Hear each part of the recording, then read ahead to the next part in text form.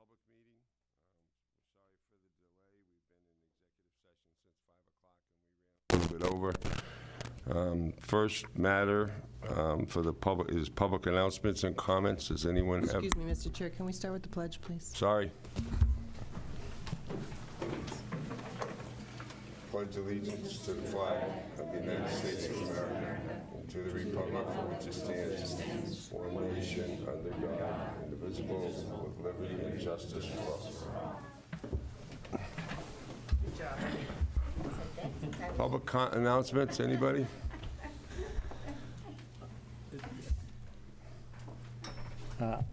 I'm Ted Deckel. I'm the new chairperson of the Golf Enterprise Committee.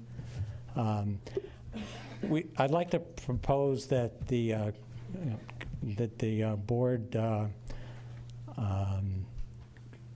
develop a policy to notify the chairs of committees when you're about to make an appointment to those committees, and to include, for example, the formal notice of that appointment, which we happened to receive this week. Mr. Knappich sent it out. That's something that we'd never gotten before, and we found that valuable because it could, allow us to know that somebody was going to be on the committee that we might not have expected, since we had no idea that an appointment was going to be made. Such a policy will also help to prevent a repeat of what I think occurred last week, when it was said that we showed no interest in participating in interviewing the candidate. We indeed did. Kristen, who was the chairperson before me, sent an email asking to participate in any interviews. Ellen Chapman had a phone conversation with Mr. Forrest, where she indicated our interest.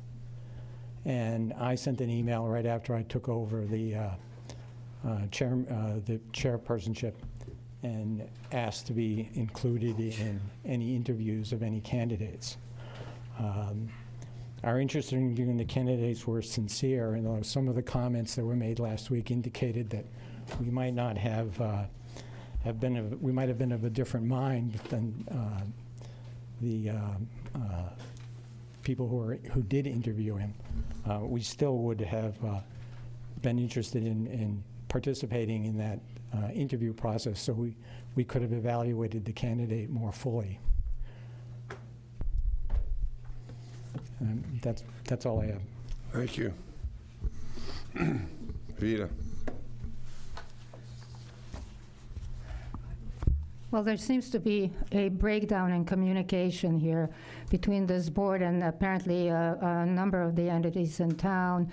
I agree with this gentleman's comments with regard to his particular entity, but the one I want to address is the one with the school district and the school committee.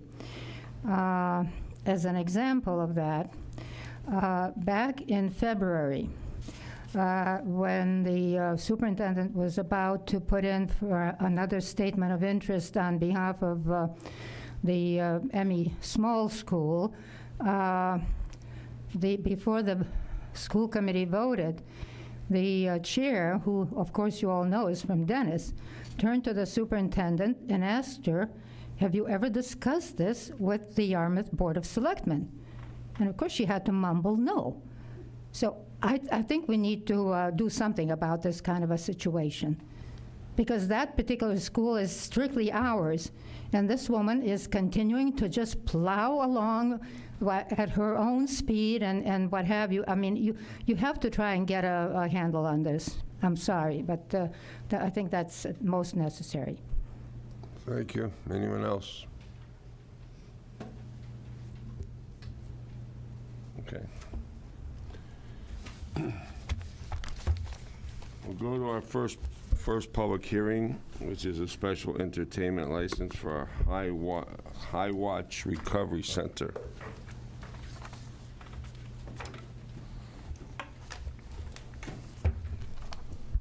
Good evening. Good evening, Chairman Stone, members of the Board of Selectmen. My name is Jason Perillo. I am the Vice President of Communications and Chief Marketing Officer at Highwatch Recovery Center. We are located in Kent, Connecticut, celebrating our 80th year in treating individuals suffering with alcoholism and addiction. We are a nonprofit. We will be attending the Cape Cod Symposium on Alcoholism and Addiction Disorders on the weekend in which we intend to hold the event. Okay, before you get into the Yes, sir. specifics of the event, why don't you introduce this Oh, gentleman? I'm sorry. Hi, my name's Matt Eldridge, and I am the caterer, and I am here to answer any questions related with the food process, the Okay. catering aspects. All right. The only reason I interrupted you, because this is a public hearing, I have to read the legal notice into the record, and then when I finish that, you can go. You got it. Thank you. The Board of Selectmen, acting as the local licensing authority for the town of Yarmouth, has received an application from Cynthia Megorado Majorado Flint on behalf of Highwatch Recovery Center located in Kent, Connecticut for a special entertainment license at a lobster bake to be held at the Town of Yarmouth Sailing Center, 26 New Hampshire Ave, West Yarmouth, on Friday, September 6, 2016. Entertainment will include a steel drummer to provide music during dinner and a karaoke machine between the hours of 6 and 10 p.m. Hearing will be held on Tuesday, August 13th in the hearing room at Town Hall, 1146 Route 28, South Yarmouth. The Selectmen's meeting begins at 6 p.m. Written comments will be accepted in the Selectmen's office until 4:30 on Friday, August 9th, 2019. Verbal comments will be accepted at the hearing. Okay, continue, please. Thank you. So that is the history of Highwatch Recovery Center, and a little bit more, as I said, about the event. We expect approximately 100 people. This is an event that is primarily for social workers who will be attending the symposium that weekend. It's on, of course, a Friday night. One thing I will say is our initial thought was to have live music until 10 p.m. It is our understanding that that is not acceptable, and we believe that 9 o'clock is the time at which we're supposed to cut off music, and we will certainly do that. One other thing to mention is we have worked with the musician to ensure that neighboring individuals and houses, any sound impact from that is minimized. The speakers would not be aimed at any of those houses. In fact, it would be aimed towards the water, away from any abutting property owners. We're very sensitive to that, and we want to be good neighbors, even if it's just for one night. We want to be very considerate of the neighbors' needs. I will be there all night. Our CEO will be there all night. If any neighbors were to have any concerns, issues, I would certainly make myself available. I can knock on doors that day and make sure everybody has my contact information. We're just trying to do a nice event for colleagues in the industry and social workers, most of whom do their work here out in the Cape and in the greater Boston area as well. Thank you. Pat, are you involved in the accommodations here? I am, sir. I met with a woman who has put out the application, who's from New York City and thus wasn't able to make it today.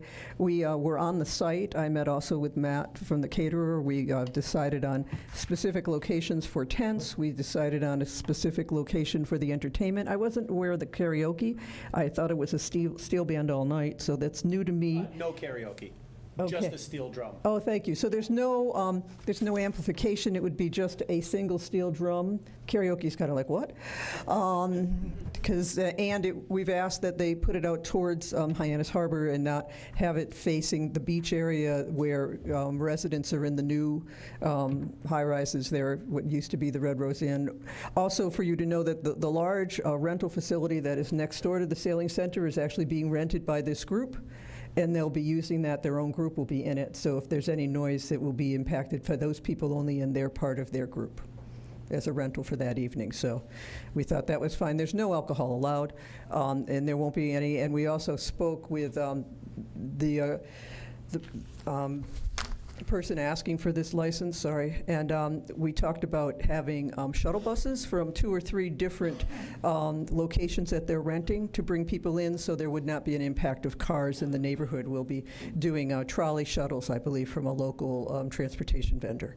So we've dealt with that and spoken personally to a number of the neighbors who are adjacent to the property, and they understand and know what's happening, and they're comfortable with this. The ones that live there year-round, we spoke Okay, to personally. Thank you very much. Any questions from the board? I'll make a motion to approve with the We have to deletion go of to the karaoke machine and the change of hours from 6 to 9 p.m. We have a motion and a second. All those in favor? Aye. Aye. Anyone opposed? All right. We have to go to the public? It's a public Anybody in the public want to be heard on this? No. Oh, we do have a member from the public. Go ahead. Hi, I'm Gail Morlock from 19. Sorry. Good evening, Board. My name is Gail Morlock. I'm from 19 New Hampshire Ave, and I just recently heard of the rental here at the boating center, and I was just wondering if this is something that will be new to the area, that will be renting out the facility in the future also. Does this open up for a lot of different kind of opportunity for other people to come in? I've been there about 4 years, and it's the first time I've seen the boating facility be rented. Pat, you want to address that? Certainly. We have had small groups there previously, nothing of this size. We thought this would be an opportunity to see how it truly impacted the neighborhood, knowing that there would be no alcohol served and it would be a more controlled group.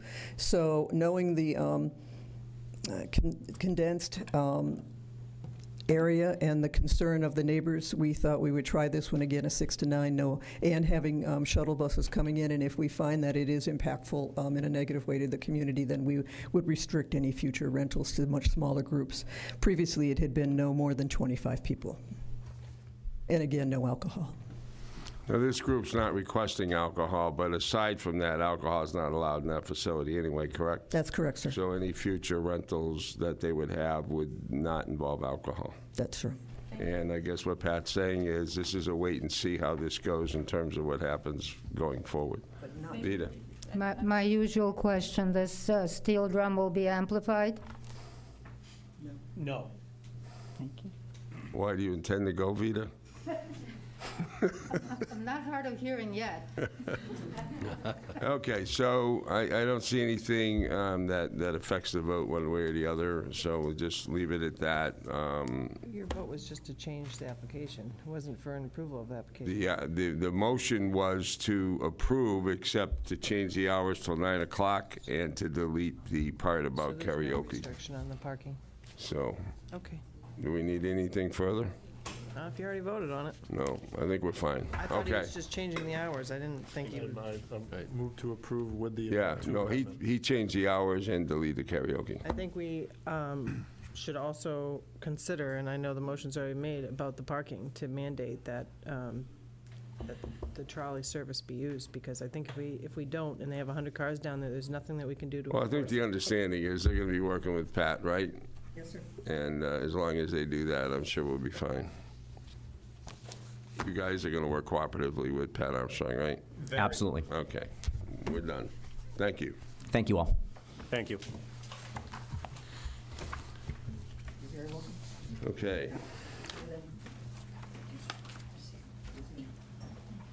Next item is a special alcohol and entertainment license for a wedding at Bass Hole/Grays Beach. Erin O'Neill, good evening. Hi, how are you? I'm going to read this legal notice into the record first. You're Erin, right? I am, assume? yes. And then you can tell us what you're seeking. The Board of Selectmen, acting as the local licensing authority for the town of Yarmouth, has received applications from Erin O'Neill for special wine and malt and entertainment licenses for a wedding to be held at Bass Hole, Grays Beach, 400 Center Street, Yarmouthport, Mass., on Saturday, August 17th, 2019, between the hours of 4 and 8 p.m. Entertainment will include a two-piece live band, a DJ playing recorded music, amplification, and dancing. Hearing will be held on Tuesday, August 13th, 2019, in the hearing room at Town Hall, 1146 Route 28 South Yarmouth. The Selectmen's meeting begins at 6 p.m. Written comments will be accepted in the Selectmen's office until 4:30 on Friday, August 9th, 2019. Verbal comments will be accepted at the hearing. Go ahead, Eric. Okay. So I'm having a DJ that's going to have some amplified music. He also plays the piano. He does some guitar. So during the ceremony, he was going to do just some acoustic guitar with no amplification. And then during cocktail hour, play some music. And then have some dancing from about 4 until 8 p.m. Okay.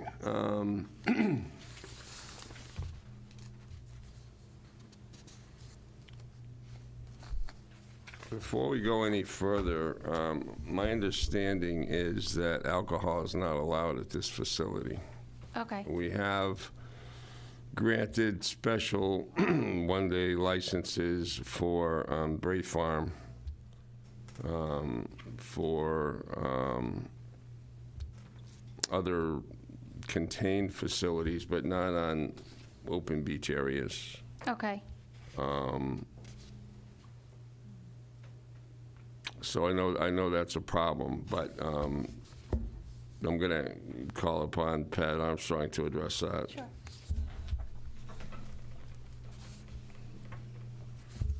Good evening. Ms. O'Neill had communicated with Maddie Palladino. Maddie is our coordinator for rentals and special events, and requested initially back in April if beer and wine would be allowed. Maddie at that point had said no, it's not allowed at the Bass Hole, but we could help to facilitate it at Flax at the LaRusso Lodge, but I believe the LaRusso Lodge at that point had either been rented or Ms. O'Neill decided that she didn't want to utilize that. So we thought that it had been clear that the board, when they granted the Recreation and Parks Division the authority to rent these facilities, had been clear that they did not want alcohol at a number of our open spaces, and you wanted to make sure that alcohol was served by a state license caterer, and that it was contained only at the LaRusso Lodge within an area that we actually fenced in so that we could control the flow of alcohol on the property. So it wasn't, places such as the Bass Hole and the beaches have a free flow right into the public entity of the beach and the usage in the parking lot, and we feel that we can't control that and know who's with the wedding and who's not, or the function and who's not. So and our rules and regulations for beaches and parks is that no alcohol is allowed. Okay. Someone else had contacted me via email saying that if I wanted alcohol, that I could apply for a license. That is why I applied for a license. I'm sorry that you had that. I didn't see that in my list of, and I'd love to see that if you show it to me and I can talk with that person. That seems to be a miscommunication, and I feel badly because your wedding's coming up. This was just 2 weeks ago. I was told about all these permits and everything that I would need. Mm-hmm. Okay. We did have a transition from one group to another that manages these rentals. Okay. We want your wedding to be a positive experience, and so I'm sorry that we can't accommodate all your wishes, but we can try to do some other good things here for you. Sure. Okay. Does anybody from the public want to be heard on this matter? Okay. I have one letter in the file from Sheldon Segerman dated August 5th. And he said he's not opposed, excuse me, to the wedding, but he wants some stipulations. He says he's the closest abutter living at 5 Davidson Lane, which is the driveway by the gate to the parking lot. He says the notice states time of 4 to 8. He asks the board to emphasize that stopping at 8 means stopping at 8. The group in last week who did not have a permit, I'm sure, played loud rap music until 10, at which time I had to call the police to shut them down. The other stipulation request is that the speakers from the band and the DJ are pointed away from the road toward the woods to the west of the area. This will not affect the enjoyment of the music, but will make it a lot quieter for the neighbors. I have new neighbors at 15 Davidson, and they have young children. Very truly yours, Sheldon B. Segerman. That's the only public response we got.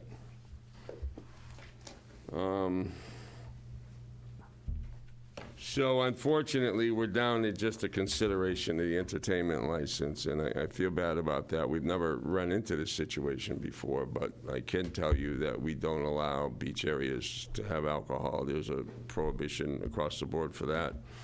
We do allow it at Bray Farm and, as Pat mentioned, Flax Pond, and I don't know if there's any other locations that I can think of off the top of my head, but generally those two areas. So,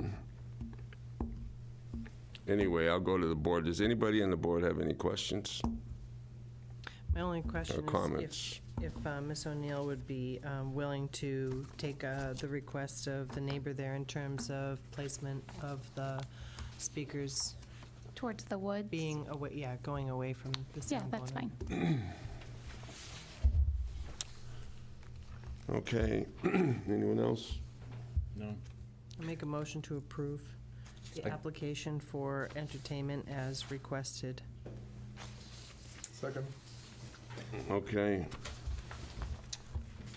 So this is a motion to approve the application for entertainment only and not for alcohol, correct? Until 8 PM with the speakers And pointed the away. entertainment will go until 8:00 PM.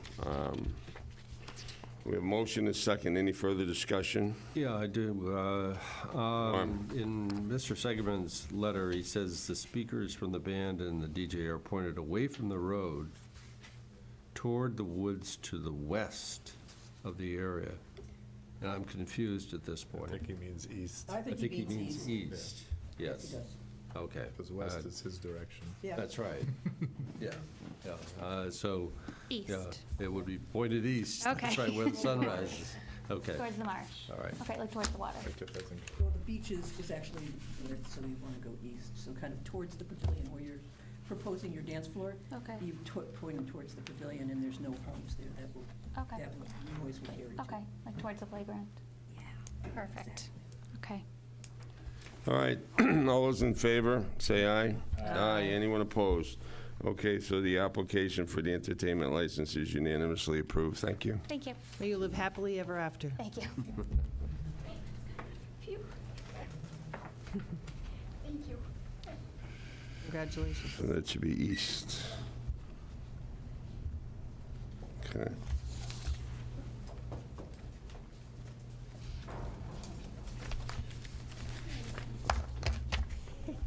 Next item, debris cleanup action plan. Jeff Colby, DPW Director.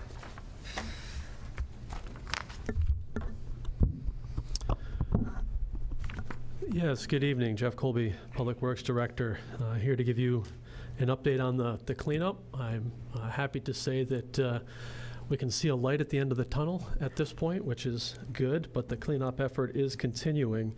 We're cleaning up the public properties, parks, cemeteries, and that'll still continue over the next couple of weeks. The next push will be removal of stumps. Those need to be dig safed. Large sections of trees that are currently safe but need to come down will also have to be removed as well. And so that cleanup effort takes time and will take a number more weeks just to continue. As far as an update of outside crews, I'm just going to highlight some of the things that are in the memo that is in your packet. But we did have both DOT as well as the town of Belmont assisting us last week with cleanup and bucket truck work that went well and is much appreciated with the outside resources that we've received and will continue to receive. This week, Barnstable will be in for a couple of days with their bucket truck to assist us in that cleanup effort. Again, these tend to be the more complicated types of removals and hanging branches and things that are more difficult to get to. So the specialty type of equipment is much appreciated in the cleanup. We're also continuing to maintain lists for people that have indicated they need help. Kyle from Community Development has been instrumental in developing that list, as well as the map that is in your packet of the most affected areas as well.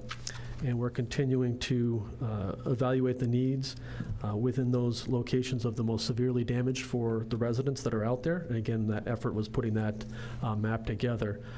The other major item that was submitted last Friday was MEMA asked us for an initial assessment on the costs and the impact of the cleanup effort, and we did submit the report to them indicating the cleanup cost to date, and that number was $434,117. I do need to indicate that that grows on a daily basis based upon our cleanup efforts, not as significantly as it was growing immediately after the tornado, but does continue to accumulate as we have other costs associated with that. So hopefully we'll see some support either from federal or state agencies as a result of that filing with regards to the reimbursement of those costs. If we don't, we need to, think about a plan B relative to, funding of the costs in that magnitude, which were not anticipated as part of the cleanup effort. So with that said, the board indicated there was some interest in seeing what we can do to assist cleanup with citizens and supporting their cleanup efforts. So I identified several items in the memo that's in your packet of different ways we could do that. We have done that over the last couple of weeks as the board supported free brush charges, or no brush charges, I should say, at the disposal area, and that has continued, and that expires today. So that would have to be continued if the board feels that that's important to continue to provide that free disposal option for residents. What I will say on that is that the volume has dropped way off. We're not seeing nearly the volumes of brush come in that we did previously.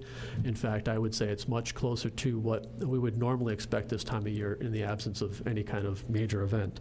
And we're also seeing a number of green debris come in versus a weathered dry debris that might have happened from a storm of July 23rd. So it's more recently cut vegetation that's coming in. So that's just something to keep in mind as we talk about whether to continue that free disposal or not.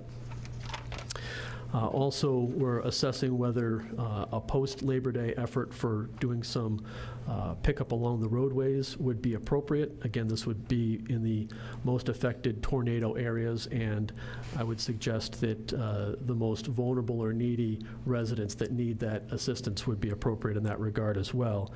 And to that extent, the Senior Center, working through their social worker capacity there, has been reaching out and has been developing lists of people that we have on our list of vulnerable persons, and that is a list that's in the magnitude of about 60 people that are on that list that's being maintained that have expressed an interest in need. I think Pat probably could elaborate a little bit on that, but we've validated that there are some needs within that element, and we're maintaining that list.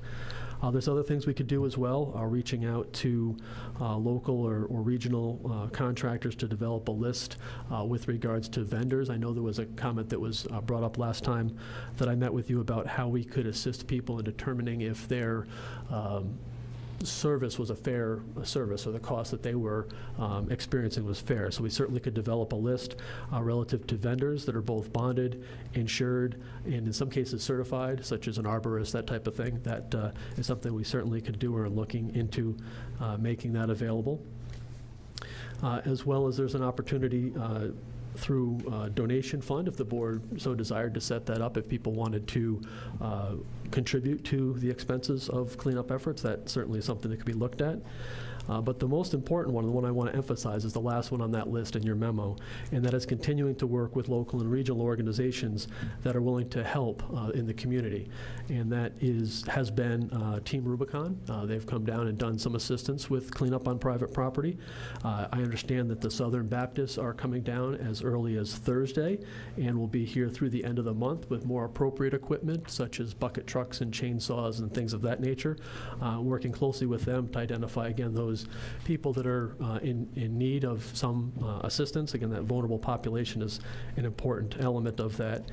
And any other groups, again, that we could be a conduit for making that connection with the people that need assistance. We have heard from Boy Scouts and Rotary and others that might be interested in helping, and we certainly can, make those connections. So that is an outline of some of the options that are available to us, and I'm happy to answer any questions you might have about those. Eric, do you have any questions? I do. Thank you, Jeff. The one question that I seem to keep getting asked of me is what resources are available for homeowners who have damage? As you know, a lot of people here live under homeowners insurance policies that have high wind deductibles. The deductibles are based on not on the value of the damage, but the value of your home. So that often puts even significant repairs out of the reach for a lot of people because the deductible may be more than the damage is. So last time you were in here, you talked about some low-interest loans that were available to business owners. Are there similar products available for homeowners who can't file a claim with the homeowner's insurance company, but still need to make repairs to their homes?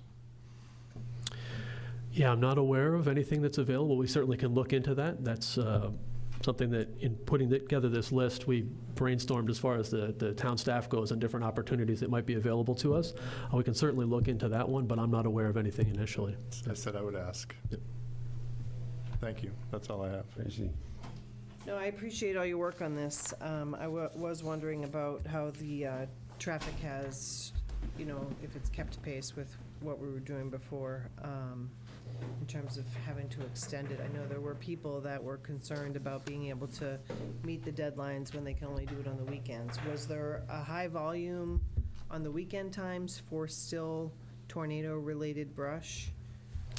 Again, it's become less, both during the week and on the weekends, than what we saw. We saw some very long lines early on, and all the way out to Old Townhouse, waiting to get in and organizing and orchestrating the traffic through the facility to dispose of the brush was challenging at times, but we're not seeing that anymore. It's much more manageable at this point, and like I said before, much similar to what we would see under normal conditions for this time of year. Okay.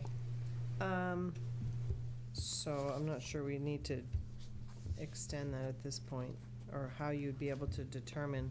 Is there a way that we could just keep it for, do you have the resources basically to be able to have people stop and you could determine based on their area whether or not it was materials from the storm?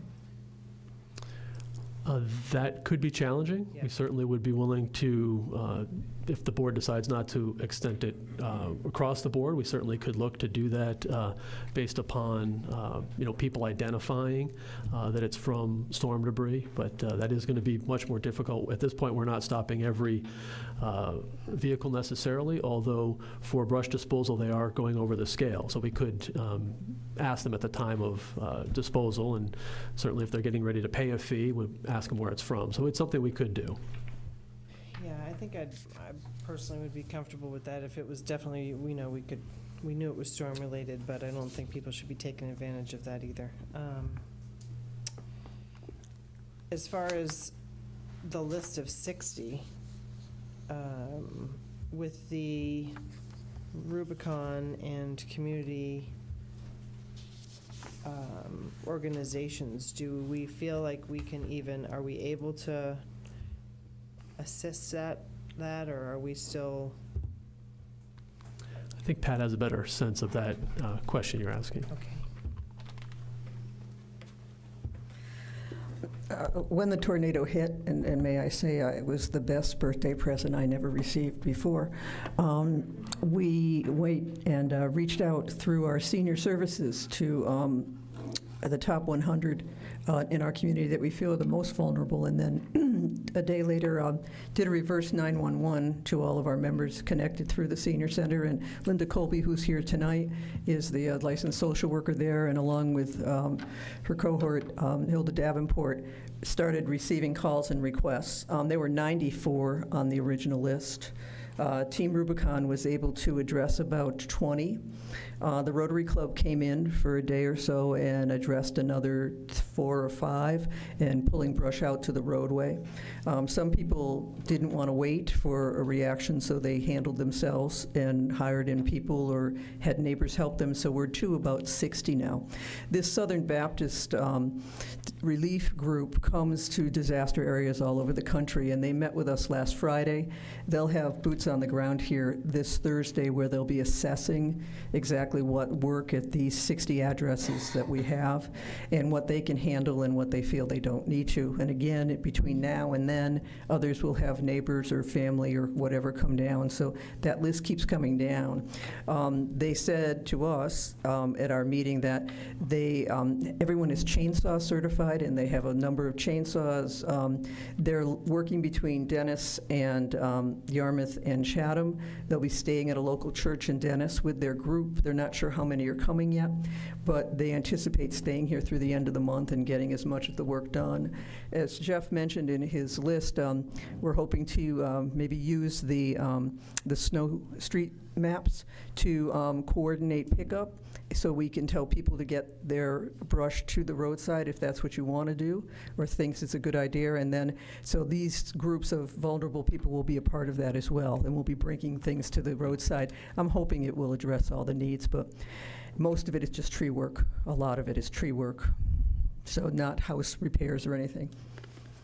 Does that answer your question? Yeah, no, I was just trying to figure out the type of services that they needed, so if that's. They'll be sending in a counselor along with the assessor to each house to check on the residents and see if they need any additional supports. That's part of the Southern Baptist mission. Well, that's amazing. We're really fortunate to have such people to be able to come, and hopefully our community can get together and maybe cook them a dinner or show them our. They are looking for donations of food and water, and once I find out where they are and how many they are, I might come back and make that request through this venue for them. But that's usually, and maybe some help with fuel and oil for the chainsaws and that sort of thing. When they get clearer of what the scope of work is that they're going to do, then they'll let us know what support we can offer. Great. That's amazing. Thank goodness for people like that. So I would be supportive of setting up a fund, not necessarily just for, like general, but if there are people with high needs, that people that fit into that category, if there are donations that people want to make, or, I'm not sure how you'd manage that. I think there'd be probably a policy you'd have to do before to make sure it gets allocated properly, but, if that's something that I think, we have a lot of amazing people that would be willing to help those in need, so. I think considering the senior center already has a donation fund available that could be directed specifically for this, and management of it would be through the Community Services Department and Diane Kane, the interim director. I think we already have a format to do that if you're comfortable with doing that. And a controlled format that goes through the town, so that monies aren't going to a GoFundMe and all of that. It would be controlled through our own finance department if that's something you'd want to do. Okay. Thank you. Norm? No, I'm delighted to hear of the additional services being offered. I think that's fantastic. Toward Eric's point about funding for people that are really pressed financially to be able to handle damages. I don't know if the Affordable Housing Trust might be able to address some of that. We can look into that in the coming days as it relates. That's a good idea. One of the things we have had a dialogue with the governor's office and his staff is going forward, and we'll work with their legislative delegation. I think there's a way to deal with this, because this is something that comes up in every storm. But a relief fund managed at the state level, much like an insurance indemnity fund, tacked maybe a couple of dollars on people's homeowners policies. And then in a case like this, as Selectman Talley identified, a property owner could apply for that funding. It's been collected statewide. Anybody who suffers a governor-declared disaster could be eligible. And that seems to be, there's a model for that under the Underground Storage Tank Act is managed the same way if you have underground gasoline or oil storage. So we've proposed that. We've got to put a little detail to it, but I'd be supportive at some point when we get that drafted to you, get it to you, so we can get an official endorsement to. Has he declared, though? Legislators. He has not yet declared. Well, it's like a local, because he's been able to deploy state resources, including the National Guard. He had to have an entry level of disaster declaration for us to be able to access those resources. But everybody's in agreement. This has been a problem for years statewide, and nobody's really pushed a solution for it. And so it's landed now on our lap, and we're doing the best we can. And certainly with those donations earmarked to the senior center, we can have people who make those donations make a notation with a note or in the note column of their check. But there's an opportunity to learn from this and do something better statewide for sure. Yeah. Okay, thank you. Mark? Just to sort of stick with the topic, I think one of the things that I'd suggest we look into is, particularly for the property owners of low to moderate income that may have suffered severe damage. I know in the past, community development block grant funds have been accessed for dealing with a roof repair, some other building repair. Yeah, it gets complicated in something like this because that's part of an overall approved by HUD response plan for your money, plus you have to be in the eligible census tracts for that. But I know Yarmouth is an entitlement community. It is in only specific neighborhoods, though. Not the whole community, so whole-wide. These areas would not be eligible Not for all any? of them. Okay. Yes, that's correct. No, but, so you've looked at this? So you've looked at this? Okay, well, that's good. I mean, I just, I I wasn't think sure. to your point, to Selectman Holcon's point, I will talk to town council about the Affordable Housing Trust gives us a fair degree of flexibility, more so than federal funded program, and that might be a pretty good way to get this done. I don't think that fits into the criteria. It I may mean, not, usually there's deed restrictions and stuff like that. I do know other communities have set up housing rehab programs for qualified residents who've been able to take care of that. Even sometimes the state has its own allocation of block grant funds as well that could be used potentially for this. I just think that's worth taking a look at, particularly if the governor's interested in using his clout to cut through some of the red tape. I mean, there's a ready source of funds that I think is worth exploring. No, I don't have anything else to add. I think you've done a great job. I have noticed, however, that there's post-tornado debris well after the event that's now showing up on public land. I don't know if you've noticed that, but it's quite significant in some areas. So I'm glad you've observed. My personal treatment over to them. Yeah. So I just wanted to. So you've been monitoring. You've been catching that as well, right, Jeff? Yes, we see some of that. Well, I'm sure we'll continue to see some of that. That's part of the ongoing cleanup efforts. Great. That's it then. Thank you, Mr. Chairman. The only comments I have is I'd like to see the landfill continue to accept debris free of charge for a period of time, because I won't say that I've gone through the whole town, but there's pockets of trees by the edge of properties to a significant degree still. I don't know what arrangements these people have made or have not made, or whether they've even been down, had the occasion to come down to visit their properties in some cases. But I do acknowledge that, based on my observations, significant progress has been made, substantial progress has been made, and but I'd hate to see some people who just don't have the wherewithal or haven't been here, go down through the landfill and have to pay a lot of money to get rid of the debris where others haven't had to do that. I think an evaluation post-Labor Day for curbside pickup in the areas most affected is an excellent idea. I think that should be done. The fund, any kind of fund that could be set up, I would support that. And I think all of your recommendations have merit. They're all very solid, and they show a lot of thought about the problem, and have some good recommendations about going forward. The one question I had, Jeff, we talked about these mountains of product that have coming out of these grinders that are on the landfill. Has any further thought been given as to what's going to happen with all that mulch and sawdust and ground up stuff?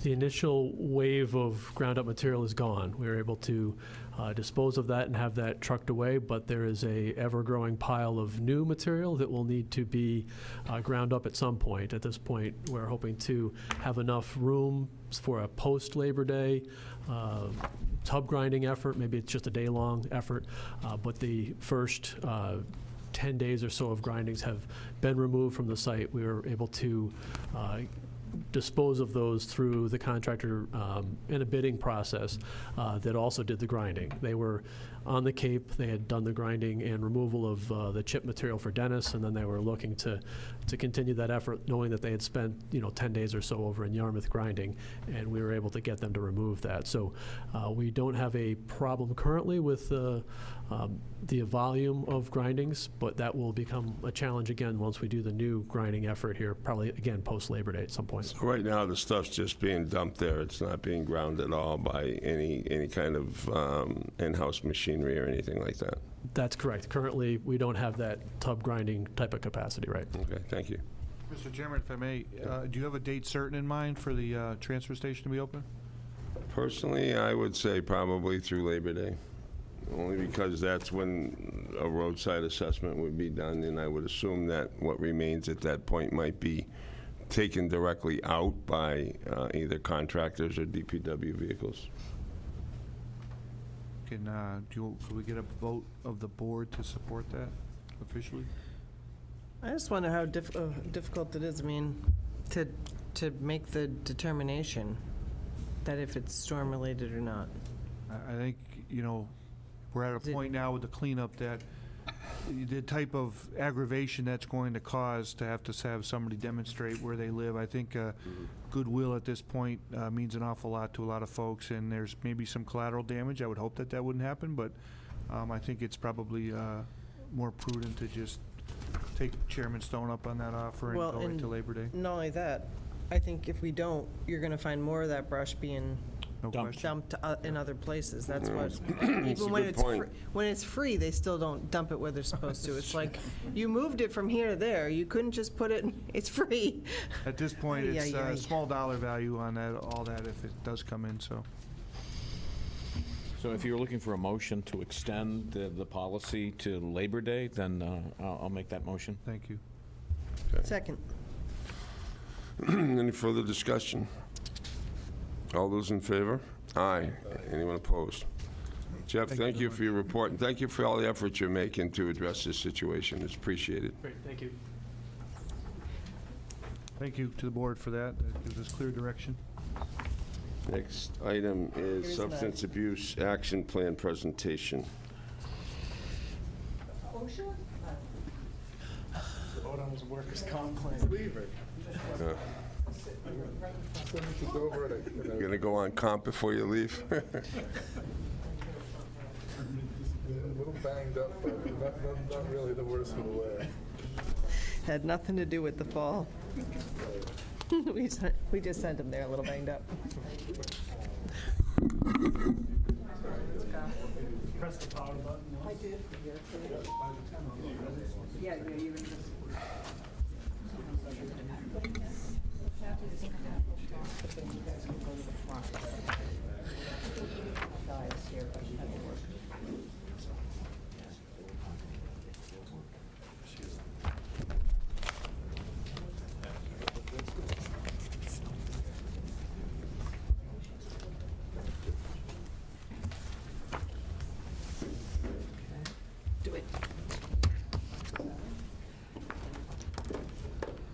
Just to introduce this topic, if I may, Mr. Chairman.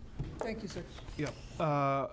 Since my arrival in town, a couple of different opportunities to hear from different departments related to particularly the opioid addiction situation, and then how the town has responded.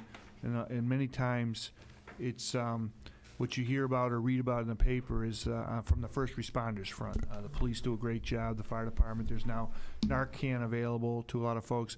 But I think it's important when we talk about a topic like this, or like with alcohol abuse, that we get a broader picture as to what is the network available to our citizens here in town on this topic, and what are we presently doing about it. Because once the headline goes away, The problem is still there. And so impressively, but scattered amongst different departments, we have a pretty robust effort. And I asked Pat to lead up the charge to put it all together in one format, and that's how everybody got to hear tonight. And I'd like to have all of the group, I want to say thank you to them for participating, getting this point, and then sharing with you what we're doing to date on these challenges, and then your feedback as it relates to where we should generate our resources going forward. That would be really helpful, so that we can better serve the citizens that are in need.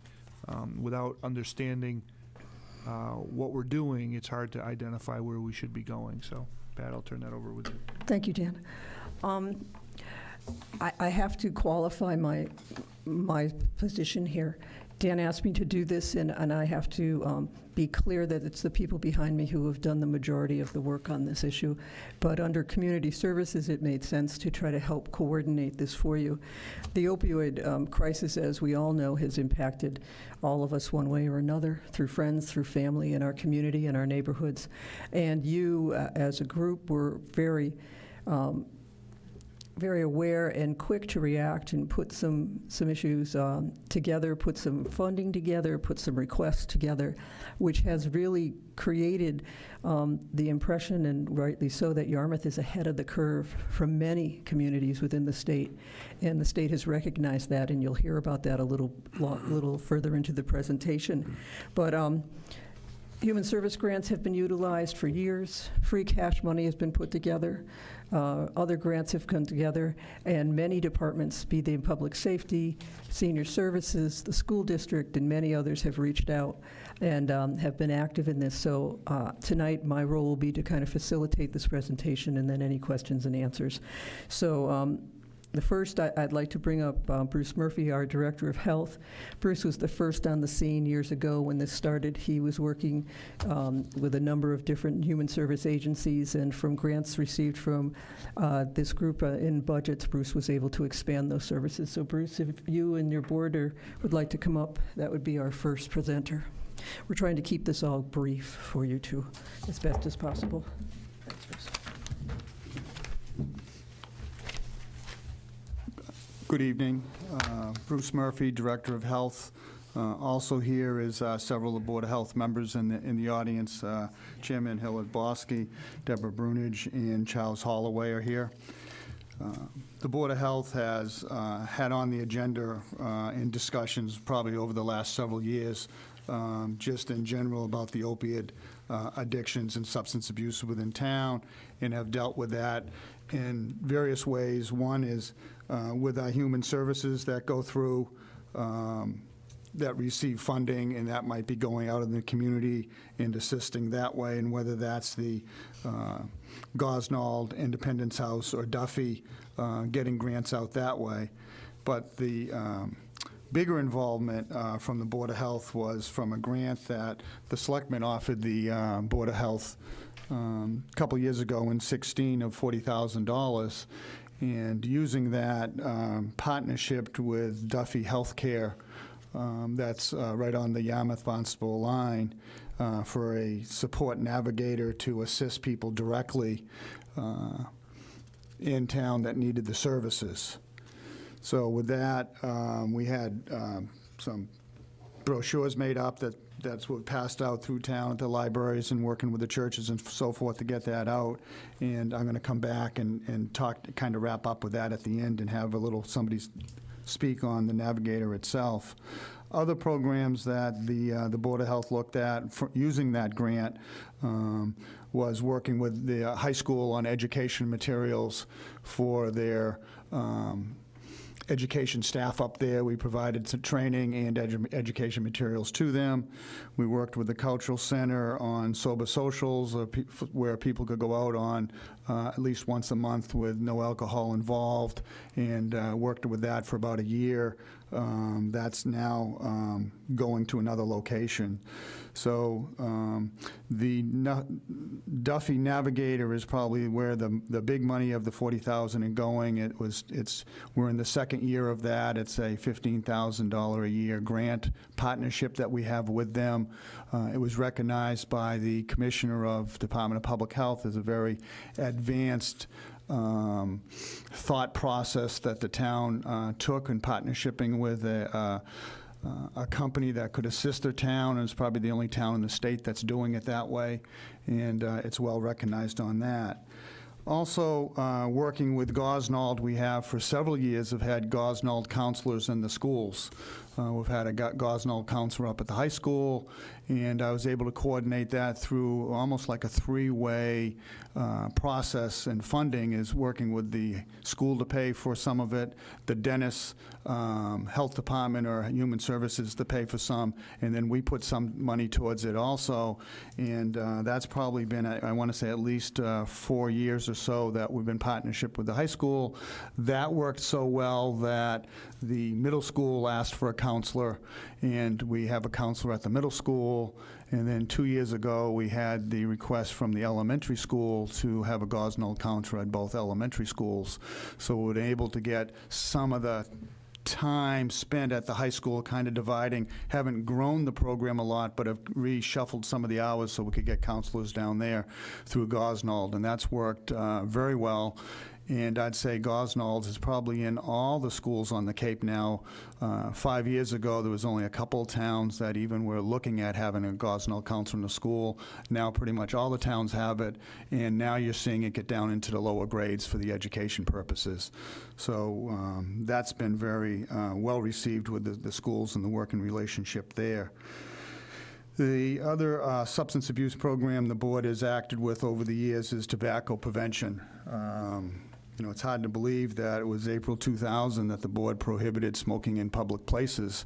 That was a forethought of getting with tobacco concerns. And then recently in 2014, the Board of Health raised the tobacco age to 21 to keep it out of youth, and then also prohibited flavored tobacco sales to minors. And that was in 2014, and Yarmouth was the first town, the Board of Health, to adopt such a regulation in the state to address flavored tobacco. Since then, 161 towns have followed that lead and now have a regulation prohibiting tobacco, flavored tobacco. Does not include menthol right now, and that's a separate case the board is looking at. So the board has discussed, several things in the substance abuse area.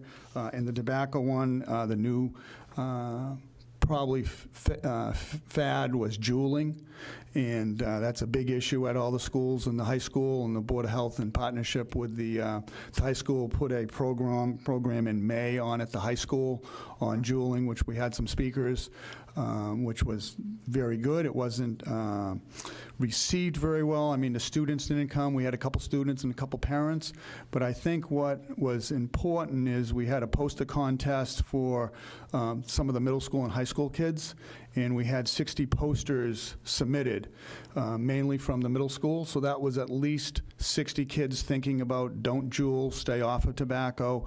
So I think the message is out there. The message that we've talked to the children with, they know to stay away from smoking tobacco, that's bad, but they don't understand juuling is just as dangerous. So we're still working on that message, and that was a good public meeting that the Board of Health sponsored. So with that, I'd just like to come back to our Duffy partnership that we have with our support navigator. I have two of our staff here that can just explain the program that we have now and the direction that it's going. Like as I said, we're in the second year of it. So they'll explain that. And then the last thing that I'll just say now so that we can finish up is that we received a free cash grant at the last town meeting to expand our VNA nursing, and we're hoping to use that expansion into the drug education area, and also working in the abandoned homes when people need assessment, or people need assessment and hoarding issues, that we can help the nursing service expand that area also. So that cash grant's going to help us a lot this year. So with that, I'd like to introduce Dan Rodriguez from Duffy Center, who's the Associate Director of Substance Use Disorder Services. You can sit right there. Thank you. I'll have you. First and foremost, good evening. It's a privilege and honor to be here with you guys tonight, so thank you for having us. And I'll also introduce our new recovery support navigator who's replacing Miss Edie Sampson, who had been last year's clinician. She very thankfully, for her, has moved off Cape to get married and to start a career elsewhere. So I have the privilege of welcoming Mr. Kyle, who will be working with the town of Yarmouth under Bruce and myself to be providing these services. So to speak a little bit from last year, I brought some of the statistics that were compiled related to the work that we've been doing with Yarmouth. In the year that went until the end of May, we looked at the fact that we served about 46 Yarmouth residents. Out of those 46, 93 in some capacity had already been a part of the Duffy healthcare system. What we were able to do was to increase some of the longer-term connection that we had with them, to follow them a little bit longer through their treatment and to make sure that they were continuing with engagement in our current treatment modalities.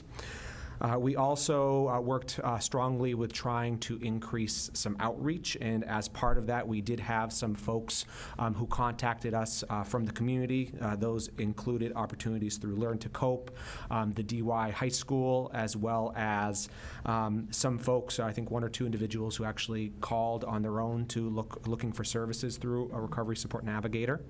Other piece to that is that we also wanted to take a look at the intersectionality between substance use disorder and mental health challenges and struggles.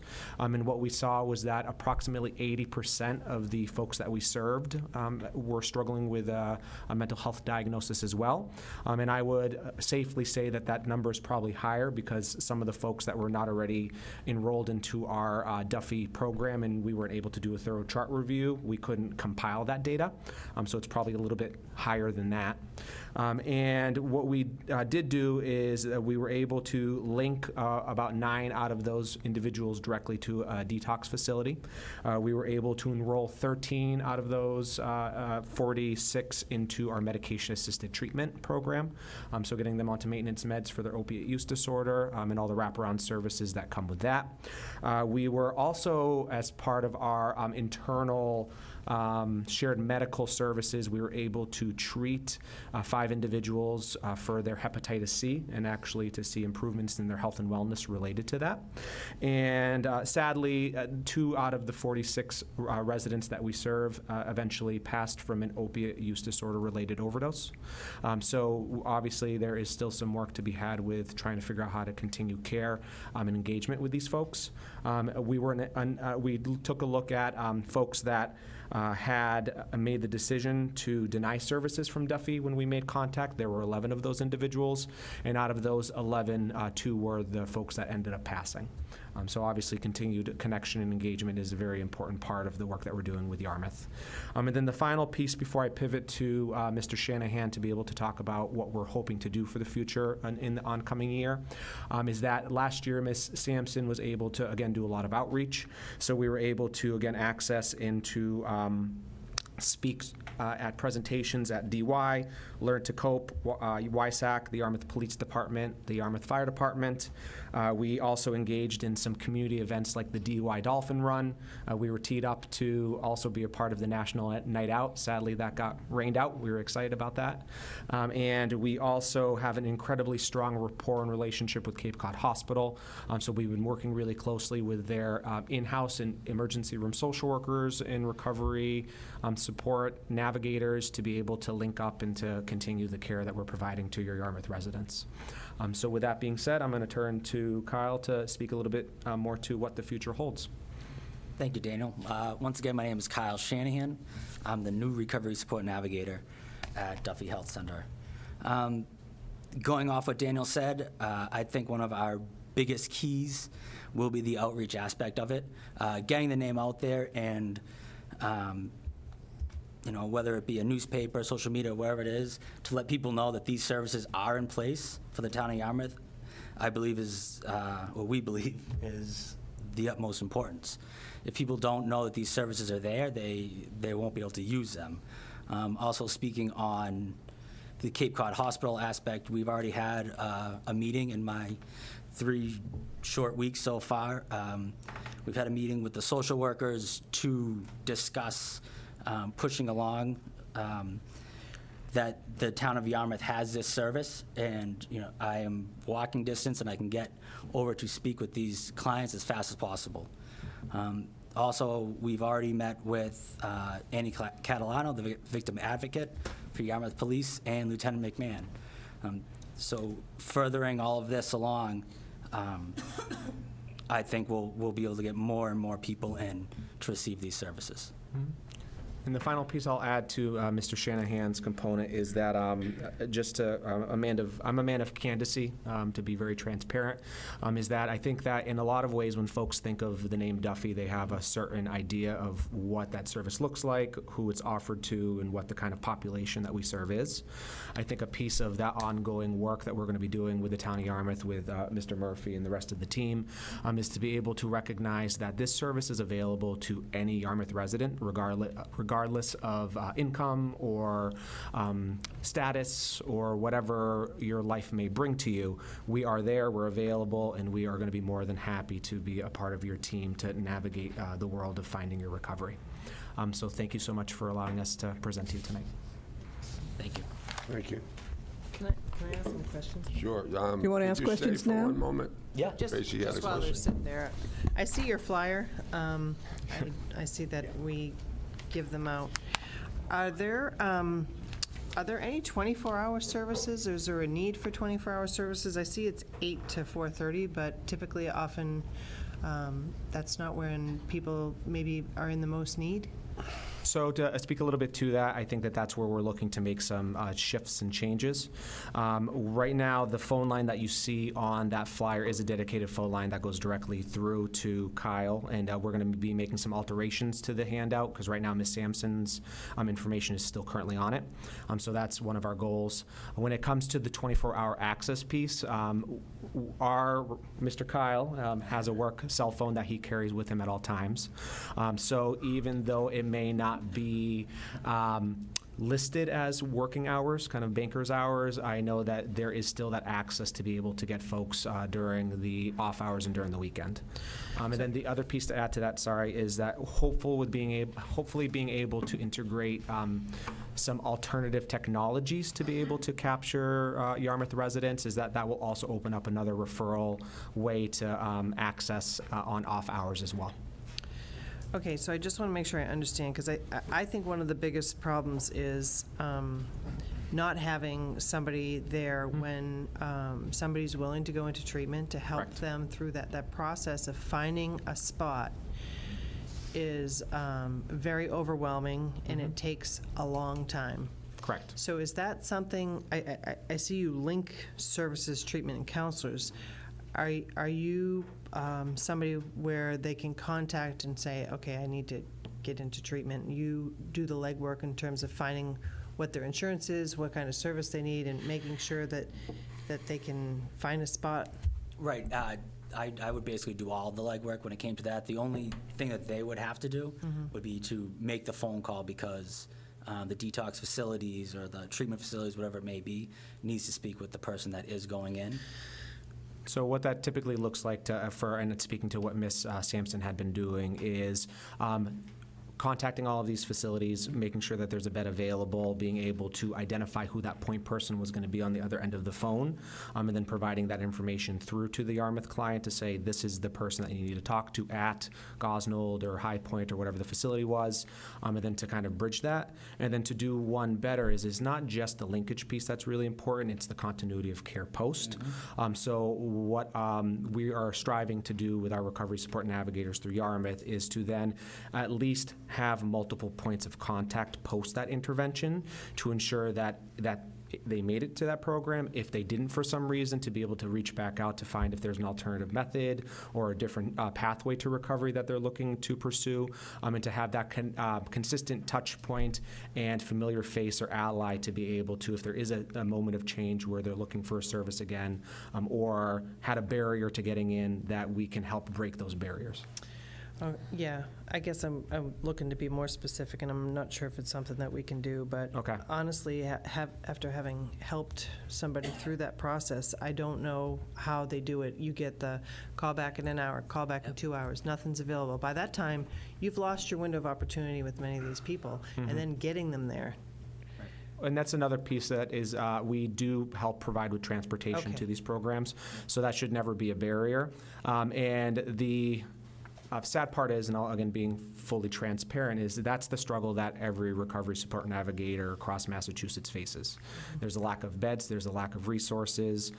So we have built strong enough rapport with the agencies that we refer to that we know who to speak to, and to not have to just give someone a list and say, call back in an hour, call back in an hour, call back in an hour. Kyle is doing that work. Edith was doing that work. We make the final linkage when we know that there's a slot available, and it really is just now you call Danny or you call Steve or you call Sally, do the intake assessment, and schedule a time to get in there. Oh, good. So it's getting to that point where it's not, hey, here's the phone number, give them a call until you get something. We know that there's a Okay. spot, and this is who you need to talk to. That's great, because Yep. I hadn't heard that piece being done by anybody before. Yep. My other question for you folks is, are you working with other communities? And if you are, do you have any other suggestions about what they're doing that we may not be doing that we could possibly do additionally? Short answer is no. There are no other communities in this way that are linking with Duffy to do this work. So there is no additional feedback I have because I don't think there's anything to compare it to right now with this regard. Thank you. On the counseling component, is this the counseling that you provide generally more short-term counseling while you're willing to place these clients or patients into a in hospital placement, or are some of these cases not so severe that you try to treat this addiction through on an outpatient basis with a significant emphasis on counseling? So twofold for that in trying to answer the question as best as I can. It really depends on what the participants' wants or wishes are for their recovery. So if they're looking to go the route of an abstinence-based model, then we would be linking them to that program, supporting them with getting that care, providing some of the brief peer counseling support until they get to that spot. And then the hopes would be, and what we work hard with our community partners, is as they're finishing up their stay at that detox program to be able to then link them to the wraparound services that they need to maintain their recovery in that manner. The other piece to that too, though, is that if they're eligible to work with Duffy or one of the other community partners related to medication-assisted treatment, then that's when we actually have the systems built internally, and we work closely with our partners to support wraparound integrative services, right? So if someone comes into Duffy Health Center and they're going to be maintained on one of our maintenance medications, then the expectation is that they're continuing to pursue medical care, so then that way we can work on their overall health and wellness. There is a behavioral health integration piece, so there is counseling that is happening with our embedded clinicians as well as our long-term therapists. We also have case managers that will work with them around breaking down any other psychosocial stressors that they may be facing in their lives. And then we actually have worked to integrate more holistic resources like spiritual care. We do yoga, meditation. We really try to meet them where they're at. So it really depends on which pathway and the amount of engagement that they want to have with us through this Recovery Support Navigator grant. In terms of your involvement with the schools, can you just give us a brief description as to what that entails and your own assessment of how effective you think you are in terms of deterrence? Yep. So for the deterrence and/or addressing family opioid problems. Yeah. So the nice thing about Duffy is, again, we have lots of internal resources as well as umbrella services. So the engagements that we've been having from a Recovery Support Navigator standpoint has been around educational pieces of addiction and recovery and what that looks like. So kind of Addiction 101, right? So that's been the main goal, is the psychoeducation related to that. One of the other services that we have embedded into Duffy is a program called the Alternative Peer Group. So twice a week we have a clinician and a recovery support navigator that supports recovery, skill building, and treatment for young adults, adolescents from age 13 to 18. So our recovery support navigator has been able to, if someone was coming in that was identifying a concern and they were of that age bracket, to be able then to prospectively refer them to this alternative peer group setting where they are getting more intensive treatment for their use disorder, whether that be opiate, marijuana. The only thing that we don't really touch at this point is nicotine dependence. Does anyone else have questions? Not a question, just an observation. I think several years ago, the board identified, some very broad goals in terms of treatment and rehabilitation of people that became involved in drugs, and also looked at education as a key item, and we had talked about that. And I'm really delighted with what's going on in terms of the detail approach to it, and running or creating an action program that really took the money that we allocated and now is putting that to work. So And I think you'll see much more of that as we go on with the other 8 speakers. Well, I'm delighted to see what has been done so far, and I think, the other portion that we talked about was enforcement, and I'm sure that the chief at some point will help us in that regard, help update us on what has been happening in that area to try to get at some of the source of the drugs that come into the community. But I'd also like to encourage, this is an evolving area, and learning more about substance abuse and the people's motivations and what draws them into it is really important. And all I can encourage is keep our ear to the ground, so to speak, in terms of finding new ways to approach this problem, and not sticking exactly to what we do, but expanding on that to areas of success that other communities might be. So, I think the question from Tracy in terms of, what other communities might be doing, I'm sure you're in an association of some sort in this, and I think that's critical information for our community moving forward, so as to what these successes are elsewhere. But I'm glad to hear of the successes of this program and the detailed work that's going on. Thank you very much. We appreciate it. Thank you, guys. Next, I'd like to introduce Annie Catalano. Annie is the Yarmouth Police Department Victim Services Specialist Advocate, and she'll is going to present a brief PowerPoint along with Deputy Chief Sawyer, who's here. Chris McMahon, who is our EMS supervisor, is in EMS training tonight. So the deputy will be here to answer some of the impacts and questions you have about the fire department and how this has affected her. Annie, I'm having a hard time making this work, so I might have to just be at the computer for you.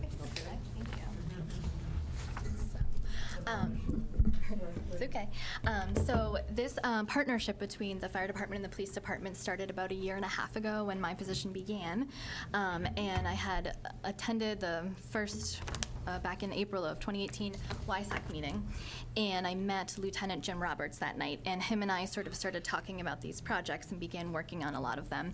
And then as after he had retired at the end of last year and Chris McMahon had stepped into his position, him and I sort of picked up where Jim and I had left off. So that's kind of where this came from. So just, I think you have the slides in front of you anyway, but so essentially from the police and fire department at every YSAC meeting we talk about the overdose data that we have. So the police department keeps track and the fire department keeps track. And we look at sort of the total number of people who have overdosed in that time period, the average age, and we identify who's administered Narcan to each person. And the reason for that is that sometimes it's a police officer that gets there first, sometimes it's an EMT or firefighter, and sometimes it's a civilian. We've seen a huge decrease in the numbers of reported overdoses to the police and fire department for the reason that we believe, because Narcan is available to civilians now. So a lot of people have it. It's part of their safety plan. It's part of their recovery plan. It's part of their relapse plan. And sometimes family members, loved ones just have it because they have someone in their home who's dealing with opioids. So that is that information. We just wanted to share a little bit about some of the, looking at July 1st of last year to June 30th of this year, so the fiscal year, there was 62 reported overdoses. There were 9 deaths, and the average age of a person overdosing is 36 years old. So something that we started was these resource cards, and why we kind of came up with this idea was that it's small and it's discreet, and the idea that somebody is dealing with something difficult, we wanted there to be another option that was a little bit less obvious than maybe a large pamphlet or 8.5 by 11 sheet of paper of information. So this has addiction information, mental health information, domestic violence information, and all kinds of other resources. So it's, again, it's more discreet, so that it's not, oh, you might have a drug problem, here's a giant brochure. It's that, hey, I could take this because I know 3 people that might be able to use a resource on here, and it just kind of fits in your pocket. So that's what these resource cards were created for. We have them in the fire trucks, the ambulances, and all the police cruisers, so that the officers, the EMTs, and firefighters can hand them out if they're at an incident and they feel that it might be necessary. And then Chris and I are in the process of distributing them throughout different places in the community that would be willing to let us display them. And these were printed through funds from the fire department's Narcan grant. And then we also created a resource manual, which is a comprehensive hard copy document that has all the different resources that are not just in Yarmouth, but in the surrounding communities, because we see that we have people come through sometimes that are visiting or coming from a neighboring town and whatnot. And there's certain agencies that maybe don't exist in Yarmouth, but will certainly serve Yarmouth residents. And that is, we're just about to print those any day now. And we're gonna have those in the police and fire dispatch areas, and also in the ambulances as well. And then anything that comes up that needs to be changed in it, I'll be in charge of making sure that things get updated if agency information or anything like that changes. And again, those are going to be paid for to be printed through the funds from the fire department's Narcan grant. Okay. And then in terms of community education, we put together a series of speakers this year through from January to May at the high school. And we started in January having discussions about police and fire. So unfortunately, we did not have a representative from the police department other than myself. We wanted an officer to be there, but he got very, very sick at the last minute. But Chris was there, and he spoke about what happens when you call 911, what happens when somebody is overdosing, how are they attending to that, how are they supporting people in that way. And then in February, we had a recovery support navigator. So Edith, who Danny just talked about, from Duffy, as well as a recovery support navigator from the hospital. They both spoke to all the students.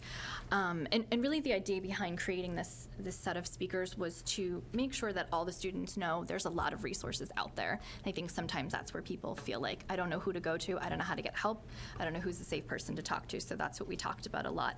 And the idea that, too, is, as I just mentioned a minute ago, the average age of people overdosing on opioids is 36 years old. It's not teenagers.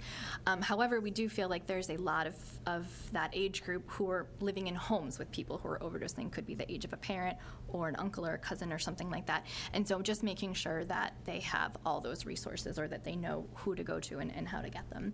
And then in April, we brought a youth recovery mentor, so she works part-time at Duffy as well as at the APG, the alternative peer group that Danny also mentioned. And she, again, talked about, she works specifically with young people and talked a lot about her experiences with that and how she can support them, and a lot of other people in the community can be supportive. And then in May, we wanted to bring it all together and have an evening with a panel of speakers, so we had everybody there, and invited students, parents, and community members as well to be able to just ask more questions. If there were things they didn't get to ask the first time around from any of the speakers, or more things had come up for them, that's what that opportunity was for. So, and that's it.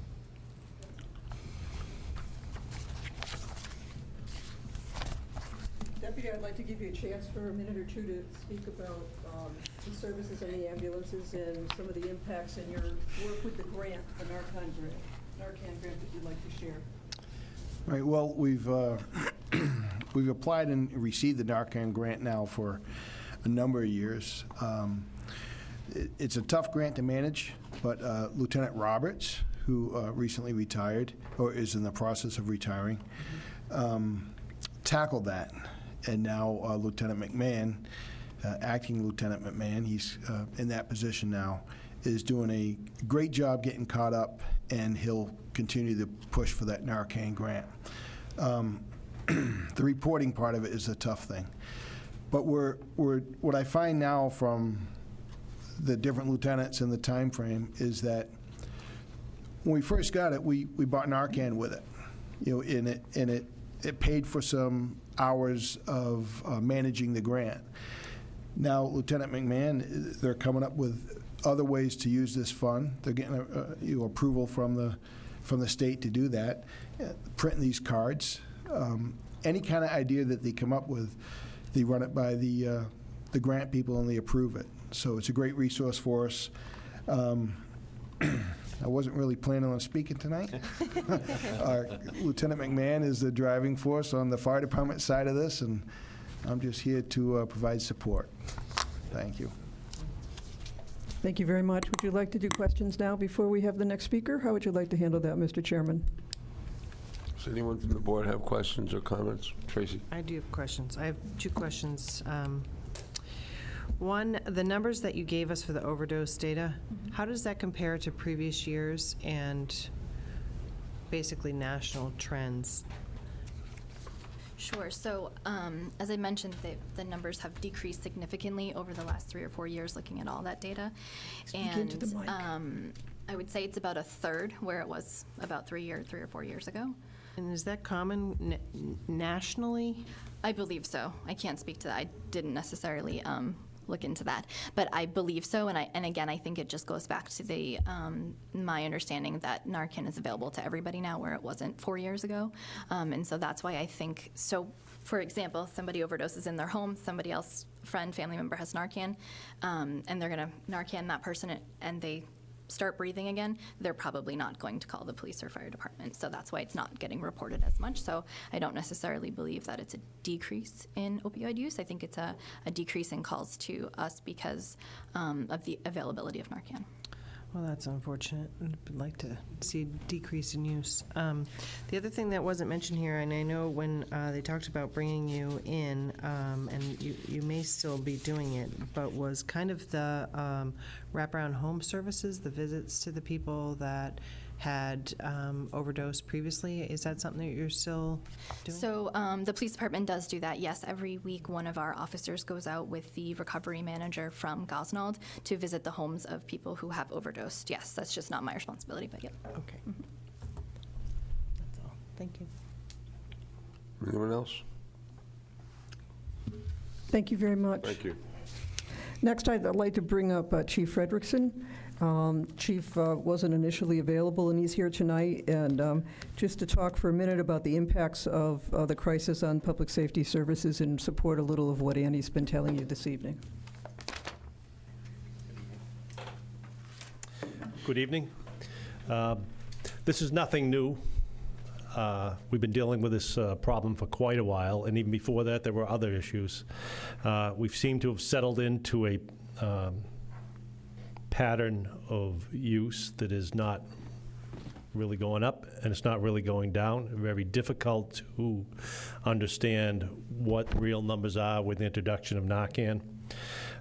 It's readily available, so the numbers are really difficult to know whether you can say it's going up or down. What I can tell you with the efforts that we have done, and we started them here in Yarmouth well before some of the other communities on Cape and off Cape, of doing the outreach, staying aggressive, using all aspects of law enforcement to manage the crisis, is that we're doing fairly well. Plymouth County has an outreach program, which many of you might have heard about. It is very, very involved with a computer system that notifies several different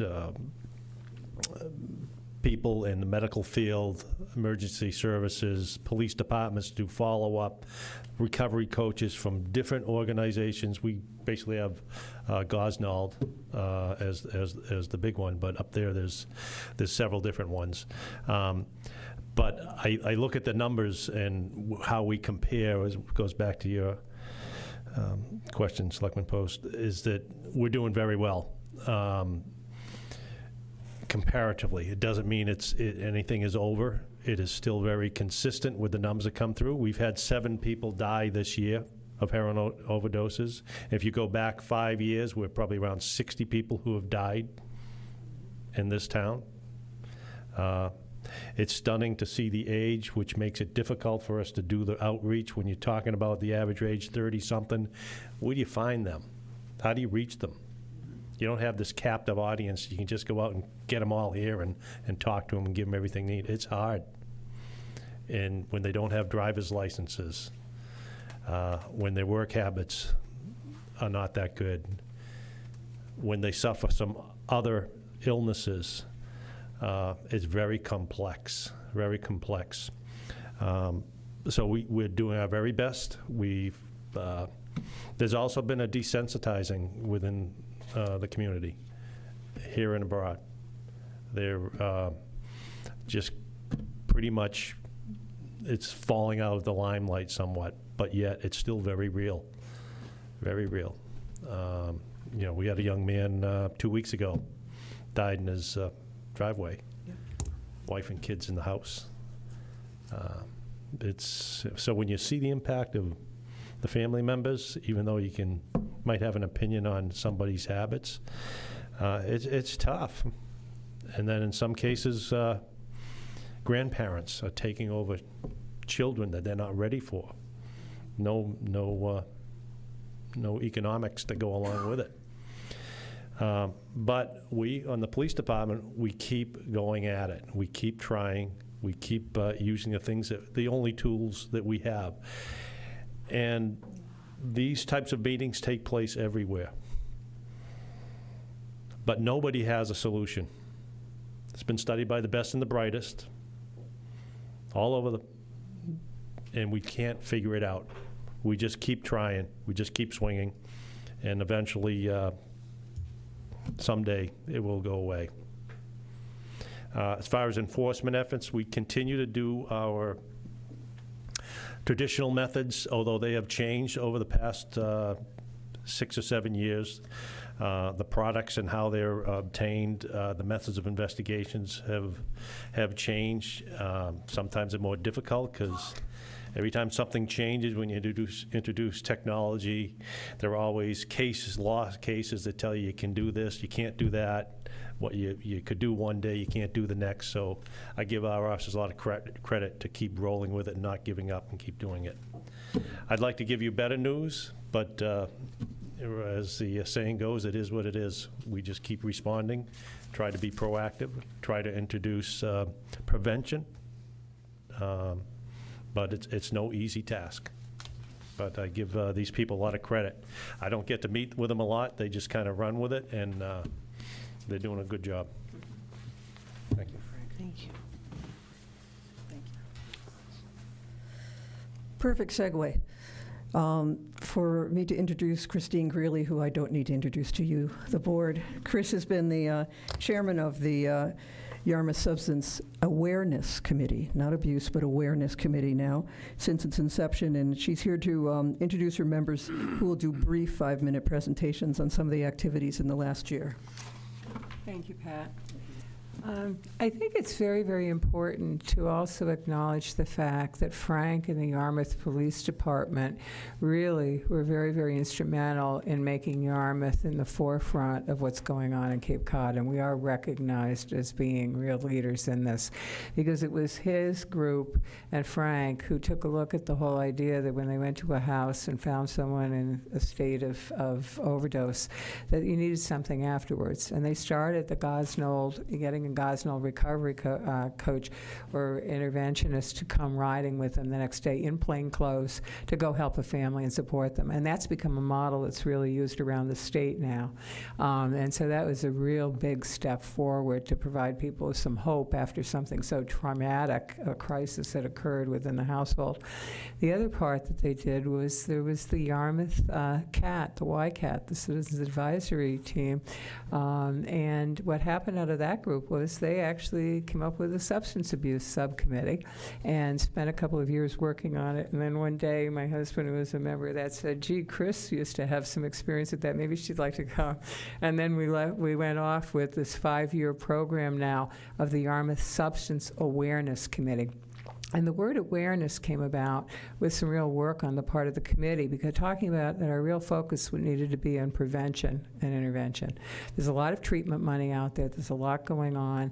But the kinds of things that we needed to do was community education and support. And that really became our focus. And that became the rallying cry for so many of these people who are members of this committee.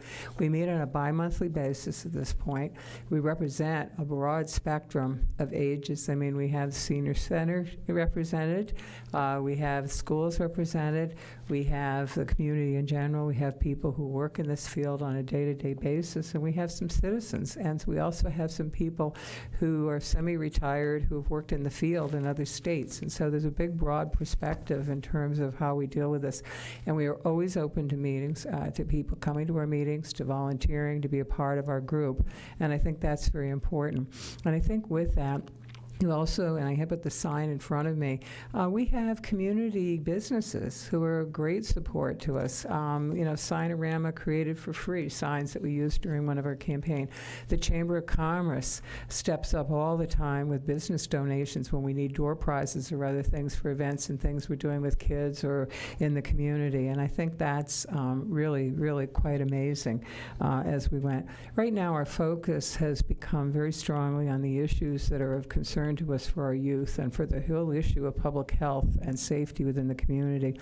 So we're looking at the issues of vaping, we're looking at marijuana, we're looking at alcohol in particular, which are things that start with our under 18 population and our under 21 population, because we did adopt the motto of no alcohol until 21 and no drugs ever.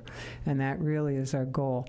We've done a lot of major work on the Cape and working out with both the county, and we have a county representative here, also with the fellow Jamie Bienda, who's from the Alcohol Beverage Control Commission from the state of Massachusetts, and working with them. So we've had partners in this, and we are recognized by the federal government and by the county and all as being leaders in this, and we've been getting grants because of that.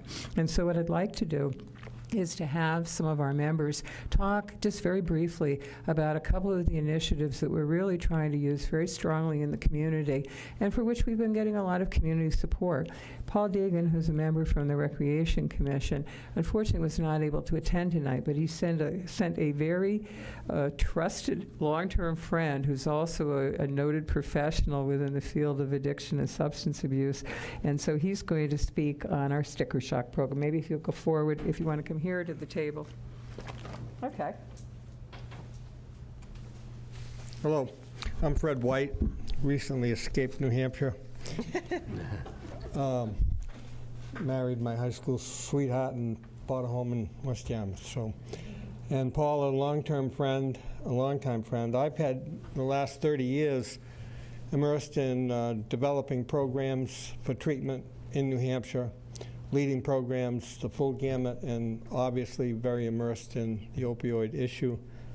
Paul's project that he, I guess, had a leadership role would be the Sticker Shock initiative. It's a national initiative that I think on the Cape for the first time was run in Falmouth. It was run with financial support from Gosnold and with support from the Chamber of Commerce. Basically, it ran in November because of the holidays and a lot of minority age students returning back to the Cape when they have a lot of time on their hands and the likelihood of alcohol consumption is strong. Every liquor store in Yarmouth participated in this project. Paul went out to every liquor store and got bags from them, and everyone was there was a sticker put on each bag which says, parents who host the most lose the most. And then there was, don't be a party to teenage drinking, it's against the law. And every bag for every sale at the liquor stores, that was on the bag. The bags were taken, I believe, to the police station because it was probably not a good idea to do it in the liquor store with putting the young people that were involved in the project in the middle of all those bottles. So they had boxes and boxes and boxes of bags, put stickers on every one of them, returned them back. And we had volunteers included young people, high school students, included elders, included the principal of the high school. There was involvement by quite a few people. After they delivered everything, they came back and did an after action, basically around what community involvement and community service felt like to them and their thoughts about their involvement in the project.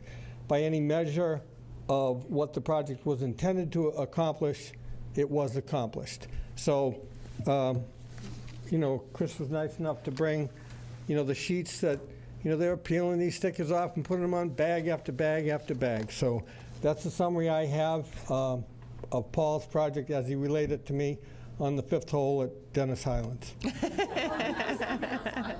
I did say that. It just happened to be where we were.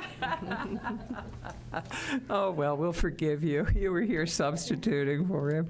The next person I'd like to have speak, who's already spoken already, has been Eddie Catalano, who's been a very active member of the committee and a great participant in so many of our activities. But she's going to speak specifically about a federal grant that we were very lucky to receive this year.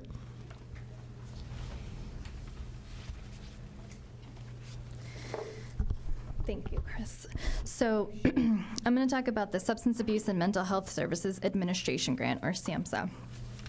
Essentially, this is a federal grant that Chris wrote and we received for $750 towards alcohol education. We formed a subcommittee to decide what would be the best way to use this money. And so we had a no alcohol until 21 pledge week, which was from Sunday, June 2nd through Saturday, June 8th, and that also happened to coincide, or not happened to, it was on purpose, with the graduation at the high school. So we were encouraging a substance-free week of celebration for all the seniors, their families participating in graduation. We advertised this campaign around town. We used these lovely lawn signs right in front of you here. Chris drove those all around to the libraries as well as Mattie-Keys Middle School. We advertised on Channel 18, the TV station, as well as Cape Cod Media Station and through social media. We also, previous to this week, but we released them during the no alcohol under 21 pledge week, the social host law, the police chiefs from both Dennis and Yarmouth created a public service announcement, as well as parents of some of the DY students also created a public service announcement. And essentially these were filmed and edited by the DY media teacher, Reed Winneman, and the scripts were written by the school resource officers, Pascarosa and McCaffrey. And I don't know if they're gonna play. That would be really exciting.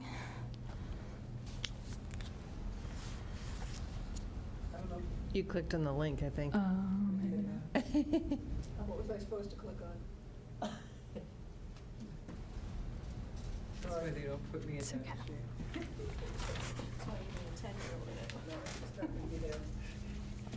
That's okay. It's okay. We didn't test that. It's okay. You can go. Okay. So the public service announcements were released that week as a way to, in a very short time period, because people don't have long attention spans anymore, to be able to kind of communicate these messages across to not only the students, but the parents and the community members. Okay. And then so these are just some pictures I included of the electronic signs we had at both the Yarmouth Police Department and the Dennis Police Department, as well as the signboard that Lieutenant McMahon put together at the Yarmouth Fire Station 3 on Buck Island, as you can just kind of see there. And then these are just, again, screenshots of what was on the Dennis Police Department Facebook as well as the Yarmouth Police Department Facebook with the no alcohol until 21 pledge that we sort of asked people to like, if you will, on Facebook as a way to agree to what we were asking. And that's it. I should note the State Alcohol Beverage Control Commission was very excited with us because they had helped to develop the Cape Cod Parents Pledge, and Yarmouth to date is the only community that has used it and publicized it. So, and it tied in beautifully with the federal grant and with the work that we wanted to do that week. So they're extremely happy that we were the initiators of really using and rolling out, and the parents were incredible who filmed at DY High School. They did a great job. Next person I'd like to introduce is Linda Colby, who is our social worker from the Senior Center, and she's going to talk about a piece of the money that we spent from a grant. We were one of just 2 grant recipients in Cape Cod from Barnstable County to receive a grant this summer, or this actually in June. Hello. Hi, I'm Linda Colby, the social worker from the Senior Center, and this was one of the nicest parts of being on this committee, having worked with substance abusers and directed the state drunk driving program for second offenders, and having been at Gosno as an alcohol counselor. This was a terrific night for me. It was the end of Pledge Week for the senior class, and it was the night before graduation, and our money sponsored this luau for them, and we were able to have a wonderful venue, what was the Bass River Yacht Club, for this function, which was really lovely. And the girls, especially the girls and some of the guys, dressed up in sort of Hawaiian outfits and leis, and they were really excited about it. And the whole purpose was to have a fun-filled evening without alcohol, without drugs, without smoking. And it was very successful.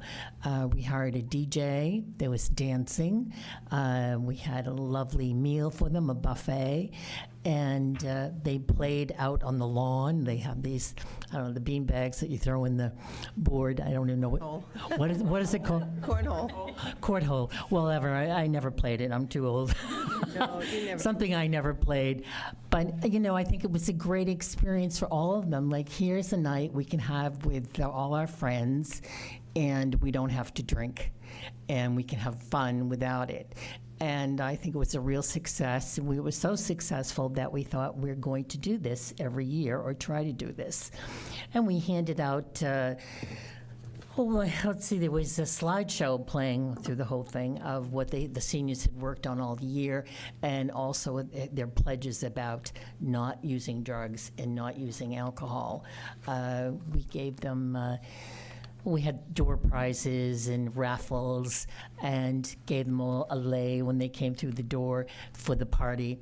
But it was a very successful night, and I think it's important for young people to see that we can go out, we can have fun with our peers without alcohol. And I think as adults, we need to set the same example, that we can go out and have a great time and have a party without alcohol. That's just my opinion.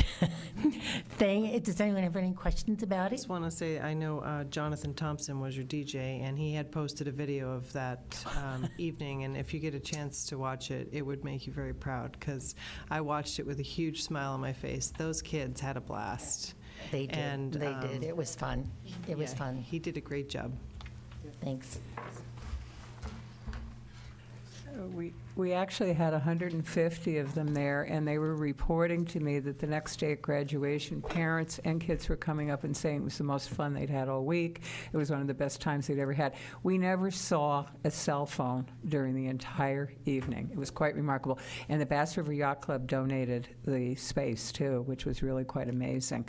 And so, as I said, we're really looking at it, can't we do it every year? It was highly, highly successful. And there were a number of people who volunteered actually had to get quarried in order to go chaperone, but they did it, and so it worked out very, very nicely. The next event that we also got grant funded through the county was a very interesting evening at Cape Cod Tech, because they have been included in all of our work as a committee, because we have a large number of students and families from Yarmouth who are tech school attendees. So I'd like Dan to come talk about that. He was an important part of the evening. All right, folks, so I'm back on the stand, so thank you for having me back. And I have two little ones, so I wasn't able to make the luau, and after I heard all about it, I was quite jealous. But I did have the opportunity to be a part of this Get Outraged event that happened at the tech school, and I'd like to talk a little bit about it tonight as well. And please excuse me, I'm going to read here just because I want to stay concise for you folks. So on June 12th at the Cape Cod Regional Tech School, they hosted and sponsored the Get Outraged Cape Cod event geared towards creating a conversation on anti-vaping and anti-substance use for parents and their children. The evening included a panel discussion, a really wonderful barbecue dinner, an ice cream sundae bar, but most importantly out of all of it, really what came from it was the important and open avenue to be able to discuss what it is to see others around you vaping and what the effects of that are on families and children.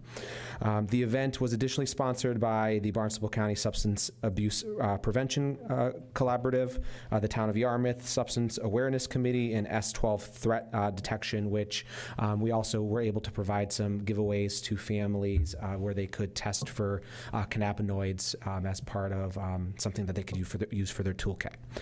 The event included, as I said, a panel discussion related to the current vape usage in the community, health risks, as well as a presentation on addiction related to nicotine and alternative substances.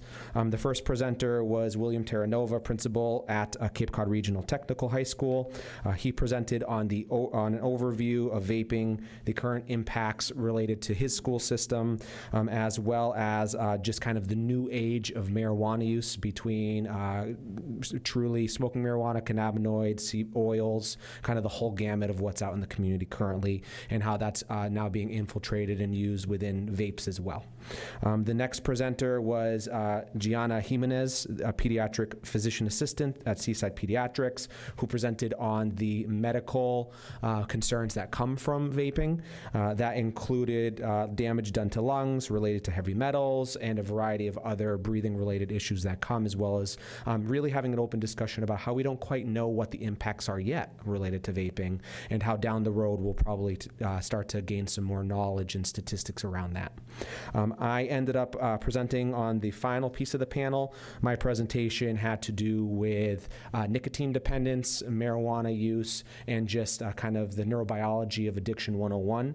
As part of that, it was not in an attempt by any means to scare folks with the concept or knowledge of addiction, but really to talk about vulnerability, what it means to have open conversations and dialogue around how we talk about addiction in family systems, and also to promote to families that the children that are living in their households are actually incredibly brilliant and bright kids, and rather than setting the standard of, no, this is not okay and we don't talk about it and this is the standard, of being able to pique curiosity with their children to have open conversations about family vulnerabilities, as well as what are they seeing in the community, and not to really sugarcoat or to walk around what is actually happening out there. The event was attended by 75 individuals. Out of that, there were about 48 adults and 27 children. These participants presented from 12 towns across Cape Cod: Barnstable, Brewster, Chatham, Dennis, Eastham, Harwich, Mashpee, Orleans, Pocasset, Provincetown, Sandwich, and Yarmouth. The panel presentation was then followed by a really nice, hearty discussion about what this impact was to families. And overall, what we saw was that even after the panel had ended, families were still sticking around to talk amongst themselves, but also to leverage some of the folks that had presented on the panel. And you could, I laugh because, as I said, I have 2 little ones. There was a point in time where I watched a little boy school his father on what a vape was and what a jewel was. He actually thought it was a pendant, and he was very quickly set straight by this probably 13-year-old. So it really was just a really nice opportunity to watch these, again, as I said, really bright adolescents also teach their families about what's happening in the community. So thank you again. And I will mention there was incredible support from the business communities from Chatham through Hyannis in terms of door prizes that we were able to award that night. Some of them very significant, like the Widow Museum with 4 admissions, people with mini golf and ice cream packages and all kinds of things, movie tickets. I mean, there's really some very generalized, very, very nice support from the business community.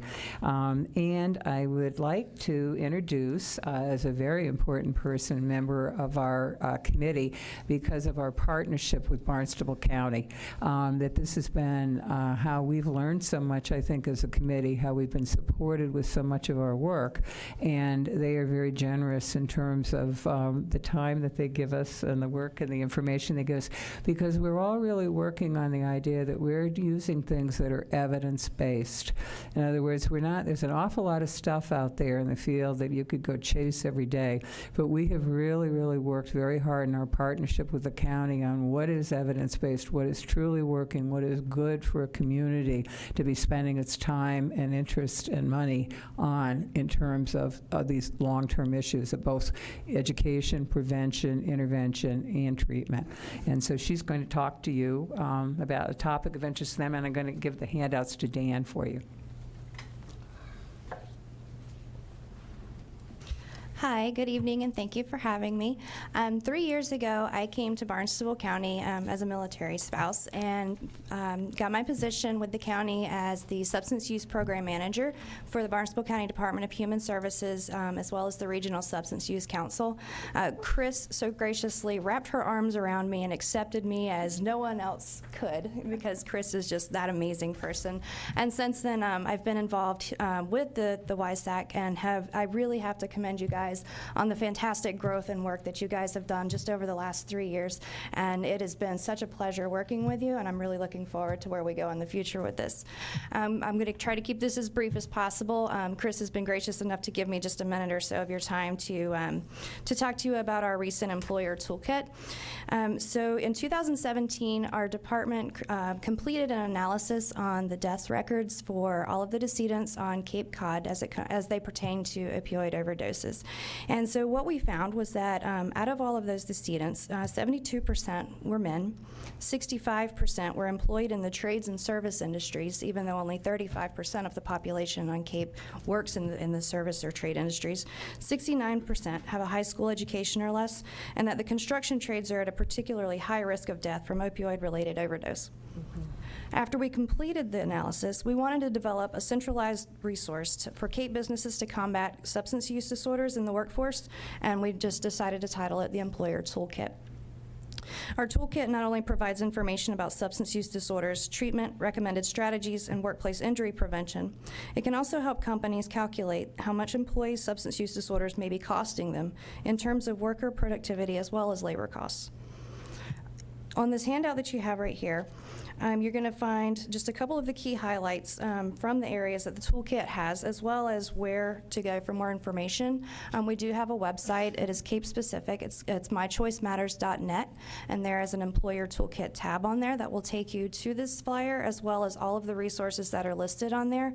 We've provided presentations to several different organizations and companies on Cape, including Shepley, the Home Builders Association, and we've worked with Cape Cod Community College knowledge with this information in order to provide additional training and resources to individuals that we've identified as being at some of the highest risk of overdose death.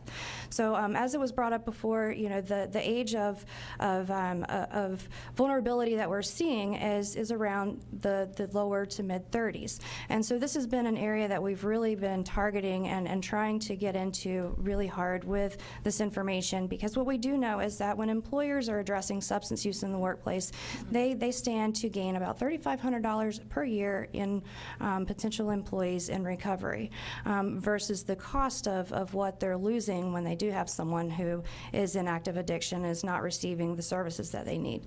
So this toolkit was created in an effort to provide all of the employers with what they need, not just to support someone who may be in recovery, but also how to support their employees who may be in active addiction and need those supports. There's legal information in there that describes drug-free workplaces, as well as policy examples as to what they can do to create a more recovery-friendly workplace, as well as resources such as the Rogers and Gray EAP program that's offered here on Cape Cod, and other substance use resources that are available not just on Cape but statewide. I will say that for this death record analysis, we were one of the first in the state to do this. We were recognized not just by the state as a best practice, but also by the CDC as a best practice for this information and for this process that we've gone through. And while this the trades and construction industry were the area that we are focusing on right now, and that this toolkit is kind of targeting, we have identified other populations such as the straight to work population as well that we plan to be looking at in the future to provide additional resources. And as I tell everybody, our job is to be here for you. So whatever y'all need when it comes to substance use, we are here to provide any kind of assistance, whether that's around data analysis or collection, whether it's providing resources and tools like this, or if you just want to sit down and have a conversation as to what we can do to help support you. That's what we're here for, and that's what Chris has been so amazing at, is just bringing us all together so that we're making sure that we're doing this in a collaborative effort across the Cape and not just operating in silos. So, any questions? Thank you. Can I have my paper? That's yours? One somewhere. Anyway, so let me say thank you very much. So are we doing something? Yeah. I think so. And did it start with you? Yes. And your gift to, and faith in Bruce Murphy and the Board of Health, and that blossomed into support for public safety, both fire and police. It's now grown to this grassroots initiative with this wonderful committee, and it continues to go, and creativity continues to flow as we reach new ways to, we find new ways to reach different populations. We've got representatives from schools to senior services, and we hope to continue in this good work. And if you think the number of 46 is not good, I think that number is 46 families, and you multiply that by 4 or 6, and we're reaching out to the community, and it was because of your initiative to start with. Thank you. We tried to be as brief as possible, but we could go on forever, couldn't we? And we tried. But I once again will invite the board for any questions, and I invite you also to join and sit in on any of the meetings and events that are happening through this group. Mr. Chairman. Thank you. Does anyone have any questions or comments for anyone? I just want to say, if there's things out there, as Norm said, and we've said repetitively, that we could be doing or trying, at some point in time, it would be nice to have data-driven success numbers or information that we really be able to put our resources in. We do know, has been said, that very little money goes into the education piece. And while I think the number or the age is older, it takes a long time for them to get there. And we have some education in the school now, and I'm glad about that, but I still feel that a comprehensive curriculum from top to bottom that's age appropriate all the way through is something that we're still missing. We're able to reach certain kids at certain times, but we're not really at a point where we're reaching all of the children, as far as I know, consistently with a message at different age groups. So I'd like to see us, I know Situate Facts as a group, they have a very comprehensive program like that, and I'd love to see us work towards that. But thank you all for your hard work. Anyone else, Norm? All set, Eric. Thank you all. That was a very informative presentation. Thank you. Yeah, I would echo that as well. I think it, sometimes we have topics that go on at length, but this is a topic that we need to get on a regular basis, at the very least, so that we can thank you for all the hard work that you're doing on behalf of the community. It's making a difference. It really is. And it's nice to see, in the few short years that I've been here on this board, it's just amazing to see the progression and the progress in the work that you're doing just in this brief period of time, and the number of people, the lives that you've impacted positively. It's just remarkable. The only question that I would throw out to you is, what else can we do? Else can we do as a board to help support what you're doing? Is there, if you could wave your magic wand, if there was something out there that you think that we might have an impact on to help and support what you're trying to do here, I just want to put that out there. I don't know if, I figured Chris would have. Never at a loss for words. I mean, I think there were some significant things that have already been done. First of all, is I think that our decision not to allow marijuana shops to sell marijuana in this community has been significant. It's a message that it's a public health issue. I think secondly, the Board of Health has been working on the whole issue of the vaping products, about menthol, about the age of cigarettes, which is also a big thing. I think that the coordination and the counselors that are being placed in the schools is a big step forward. I think Tracy's comment about curriculum is indeed somewhere where we could go, and there may be some things that will be some money or some other kinds of support that may be needed to do that. But a lot of it, unfortunately, has to do with a lot of the availability and the vulnerabilities that people have. And so the issues of keeping to support mental health issues and support to kids in school when they're either in personal difficulty or family difficulties is going to continue to go on. I mean, that's why I think the Gosnell counselors in the schools and the work that these individuals have talked about today is going to continue to be something that probably will need some funding and will need some very, very specialized kinds of people in terms of doing it. It'd be part of my impression. That'd be great. Thank you. Well, I'd like to thank everybody for your participation. I think in the course of your presentations, you've shown just what a complex issue this is and how there's many, many pieces to it. I think one of the most interesting observations was the high level of correlation between opioid addiction and mental health issues. It really compounds the problem, makes it extremely difficult. I wish, in a way, we could have had a presentation on the recreation piece, because I think it's very important. A lot of these kids come from problematical homes. They're probably good candidates to be predisposed for some kind of substance abuse. And when they get involved in programs, whether it be music or government or athletics or whatever the case may be, or camps, there's an opportunity there for stability, for the kids to develop friendships, for the kids to develop a positive self-image. And I was a member of the Rec Commission for over 20 years, and these were the kinds of things that I saw constantly. Many of these kids' parents really didn't care about them. We picked them up at the house. We drove them home. They never had anybody in attendance. But notwithstanding that, because of influences they had through our programs, through influences they had at school, a lot of them were able to overcome what otherwise might have been kind of a dismal future. So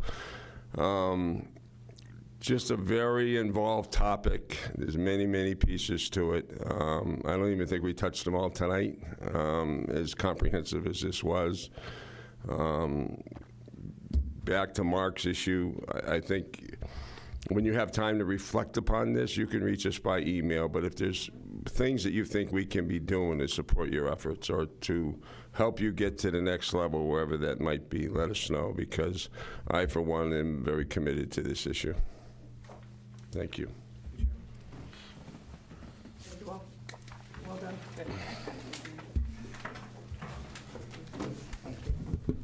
Thank you for your time. Thank you for your work. Okay, Veterans Beach Sticker Policy. Who has that one, Dan? Well, this is kind of a combination effort. I've asked Jeff and Pat to help with this one. This started with a citizen's request. Citizen had come in and had presented a DD 214 for a beach sticker. We don't have within our regulations recognition of that for a veterans or even a military service discount. So he did send an email. I'm not sure if it went to all selectmen or if it just went to Selectman Forrest, but we've been working on it, and what we identified is, yes, the regulations don't recognize a DD 214, which is the separation document the military uses to chronicle your service record. But it did recognize if you had a disabled veteran's plate or if you were a former POW.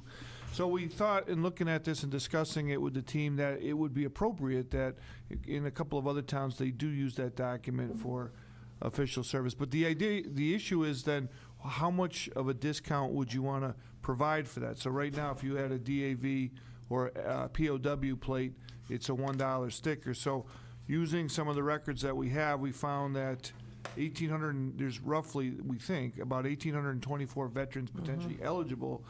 The impact on the revenue would be up to $63,840 if all of those veterans took advantage of that. So when we started internally discussing this, where should we go, we felt we had enough data to present to you. What we thought would be an opportunity to have a discussion on this is, yes, we should recommend recognition of this document the military uses to separate people from their military service. But what was the discount that the board would think should be appropriate for folks that have that document?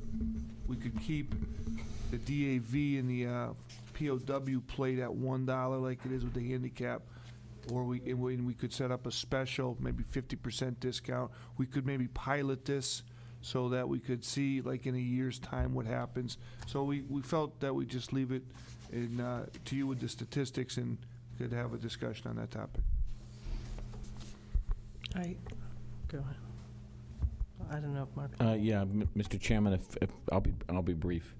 What would be helpful for me is to know, for purposes of background, if the intent of the original policy, if anyone can discern it, is whether or not we were trying to offer a benefit to veterans or just certain license plate holders.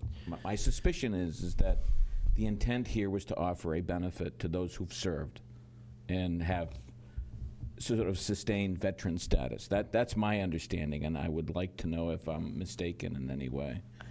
I think, I don't think any of us were here when this original policy has been in place, but in my years here, we've had this come up several times.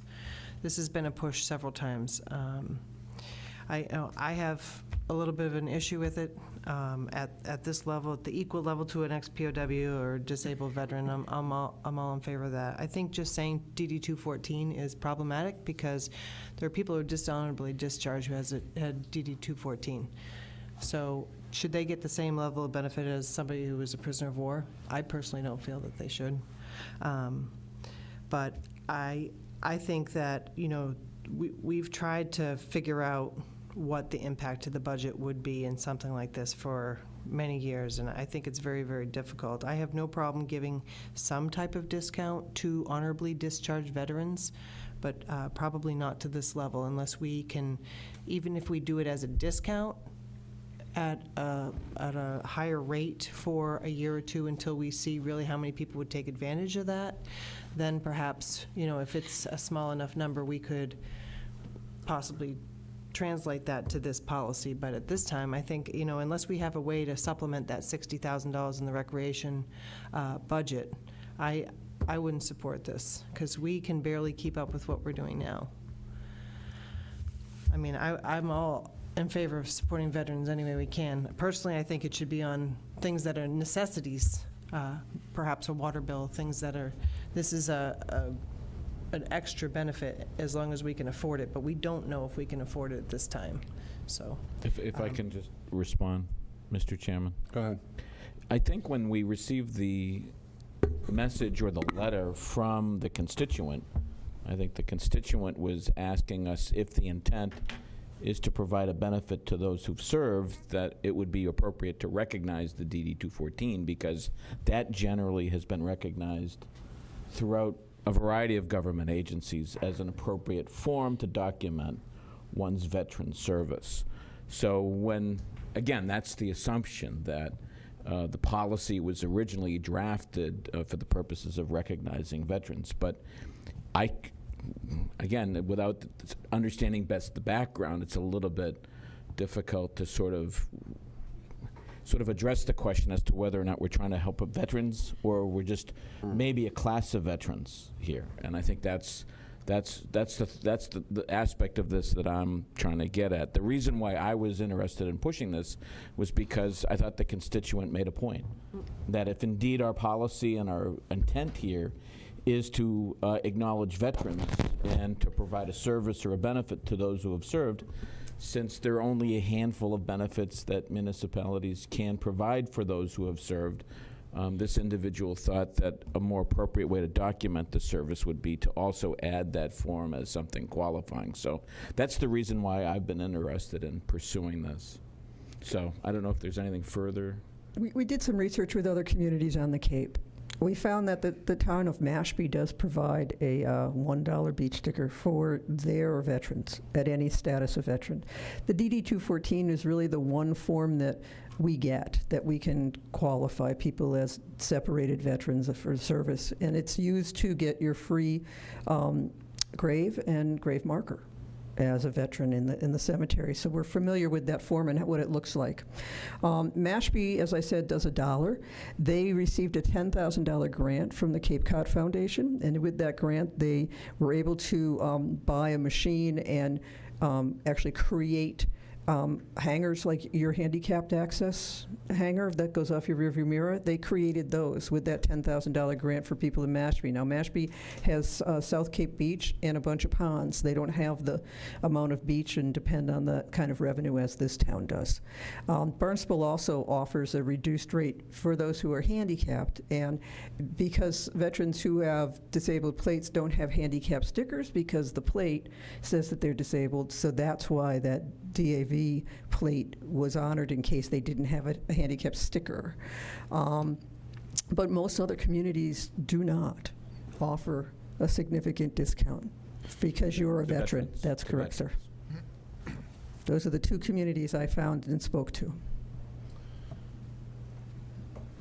Well, I personally think that, if we're able within the budget to figure out what amount of money we're able to reduce in the budget for parking fees, because not only would potentially more people take advantage of this, we would take up space in other revenue additionally. Like I said, I would support somebody honorably discharged to have a discount, but not at the same $1 level, at a higher level, and at least for a year or two until we see what that impact might be. Maybe a $20 sticker.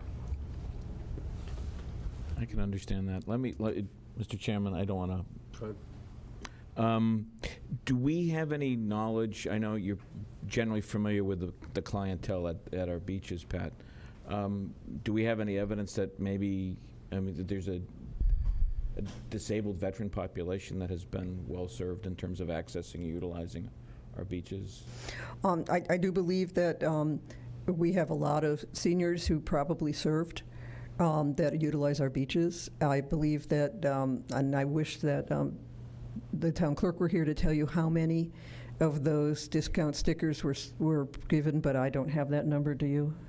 I thought he was going to be here. But anyway, so I can't tell you that, but I do know that we have a number of veterans that go to Smugglers, and that's their beach, and they sit around because the Pearl Harbor Memorial's there, and I see them there, and so there's a group, like a coffee group, that comes, and it's the same peeps, men and women, all the same day, every day. And as I said, this is a great sounding thing, but that 63,000 is a bit disconcerting. But as Tracy's suggestion is, we certainly would maybe try to do something else, and we'll need to create that sticker or that discount or how we do it. Right. So that's part of it too. How do we identify that? Do we have to create a second sticker? Will be an expense to that, or can we modify the sticker they have to some way? And so it's up to the board.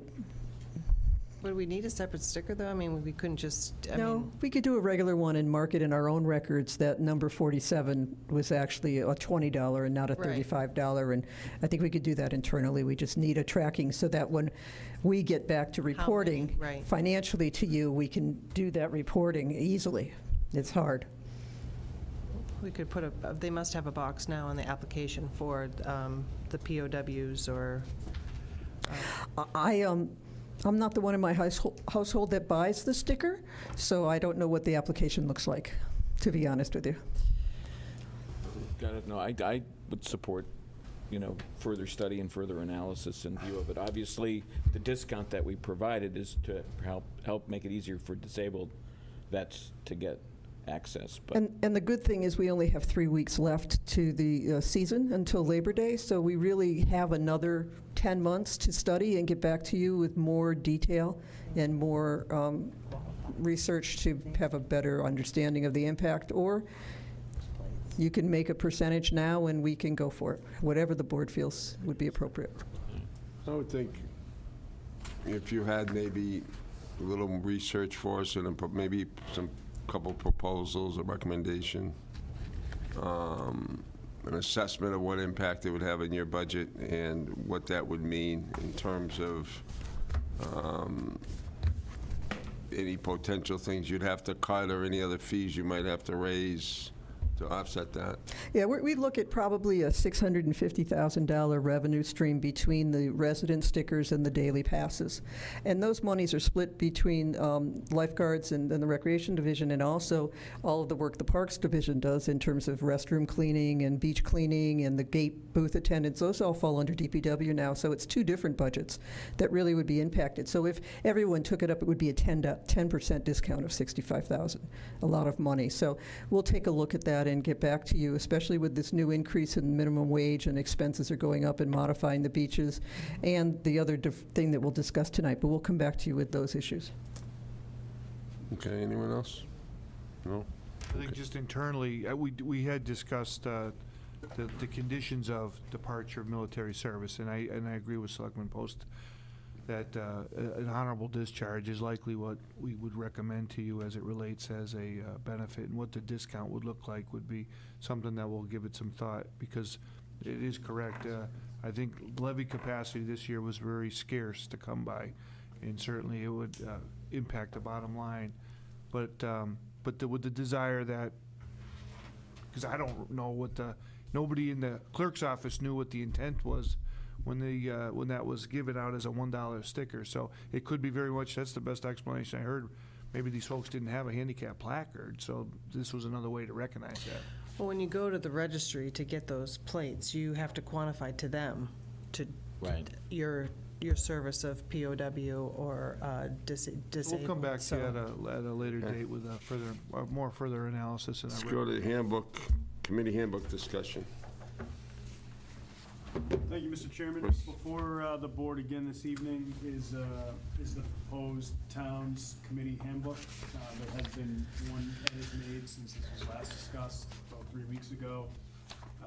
Selectman Post recognized that town bylaw related to the removal of members was not fully represented in the proposed handbook that has since been changed. You can find that on page 6 under the vacancies, resignations, lack of attendance, removal section in the handbook. I will add that beyond that, Chairman Stone this afternoon sent me over some of his recommendations, none of which, and I'll let him correct me if I misspeak here, are of substance. They're more grammatical in nature.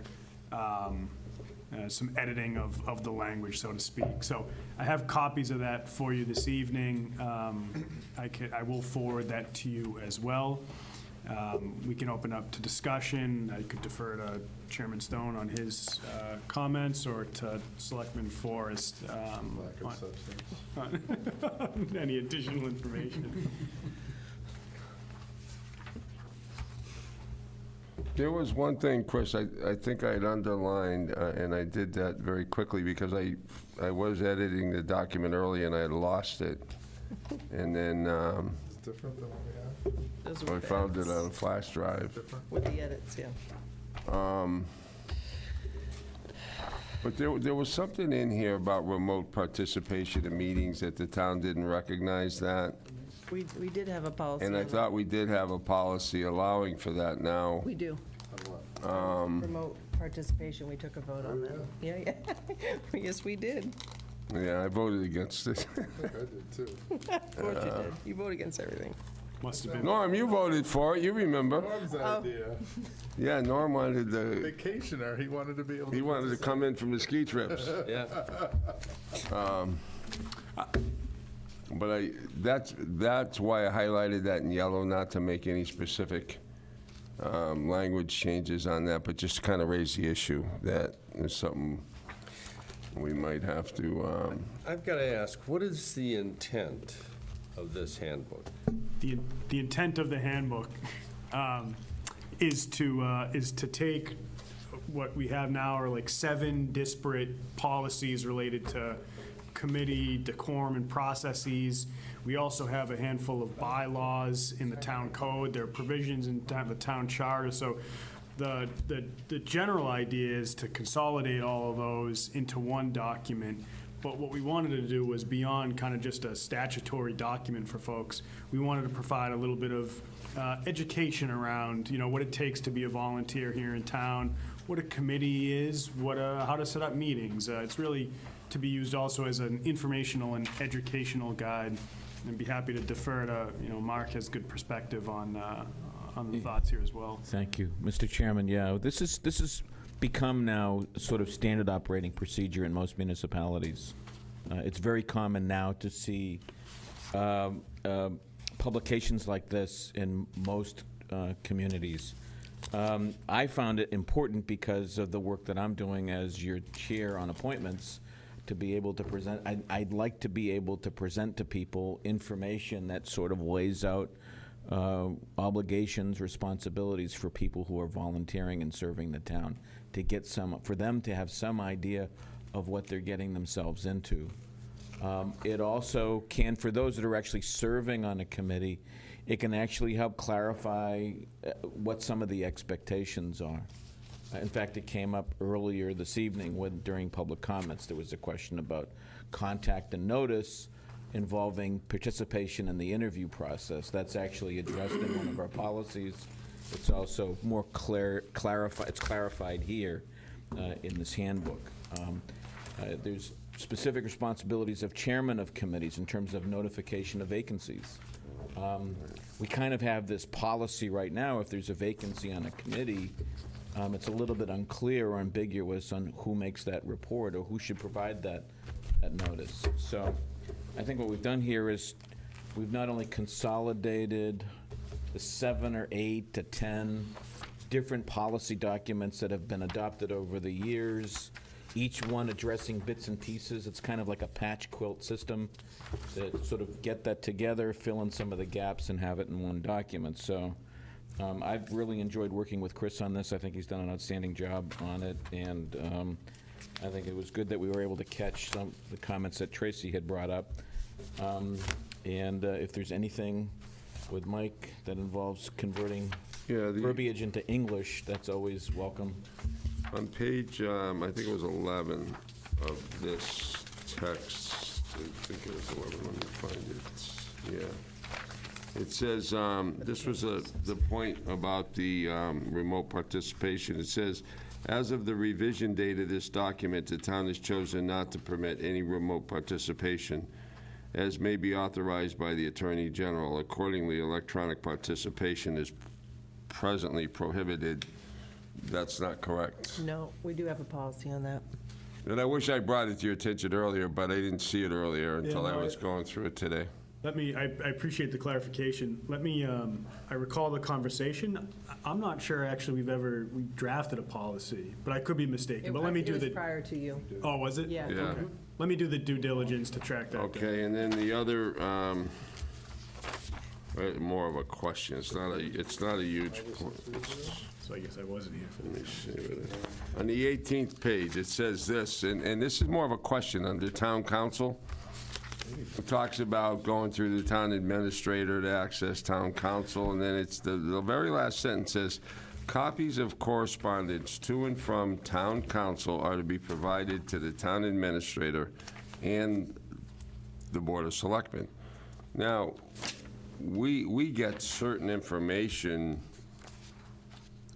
from town council forwarded to us in terms of issues that we're working on or litigation issues, but we don't get all the correspondence from town council. For example, if something's going through another department and there's legal conversation back and forth about a project they're working on, we don't get that. Yeah, so typically, what ends up happening, so the building department has a lot of dialogue, obviously, on issues of enforcement, zoning enforcement.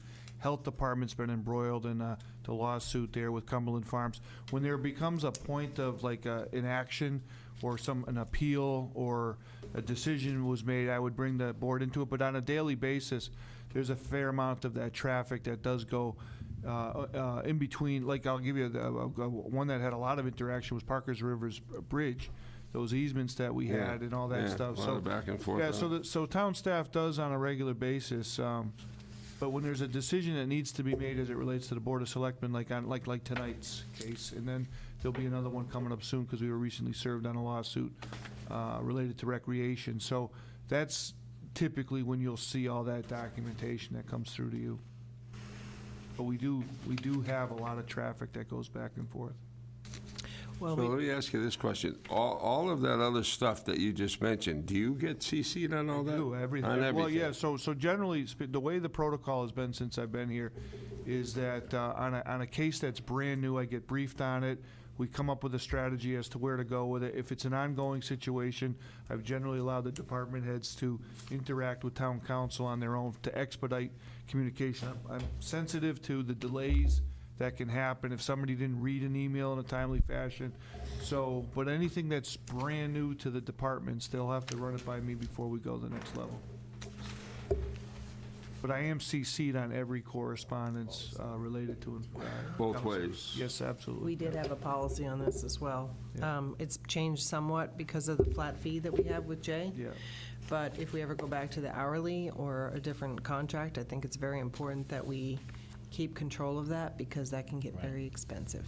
Yeah, no, this present contract we have with Tellerman and Mead has been exceptional for service, no question about it.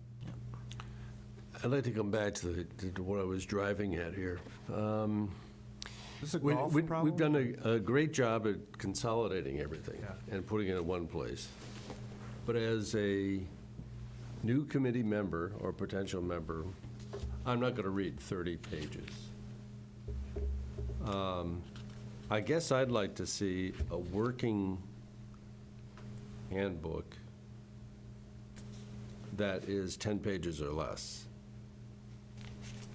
And I would recommend an approach to the wording that substantially reduces the volume.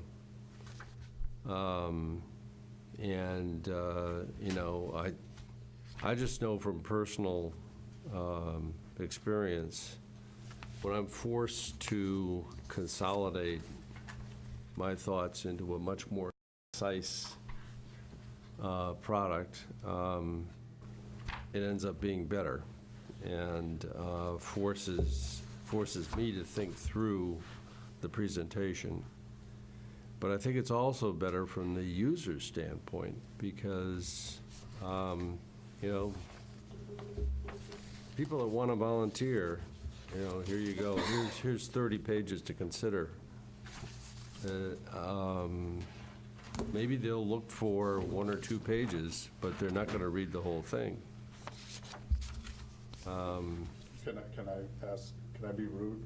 Who cares? I mean, this document is so that we can have it. I mean, if you as a newly appointed committee member aren't going to take the time to read it, then don't be surprised by the consequences when you face them and they are pointed out to you later. Well, I think the issue, Eric, is confronted with a 30-page document.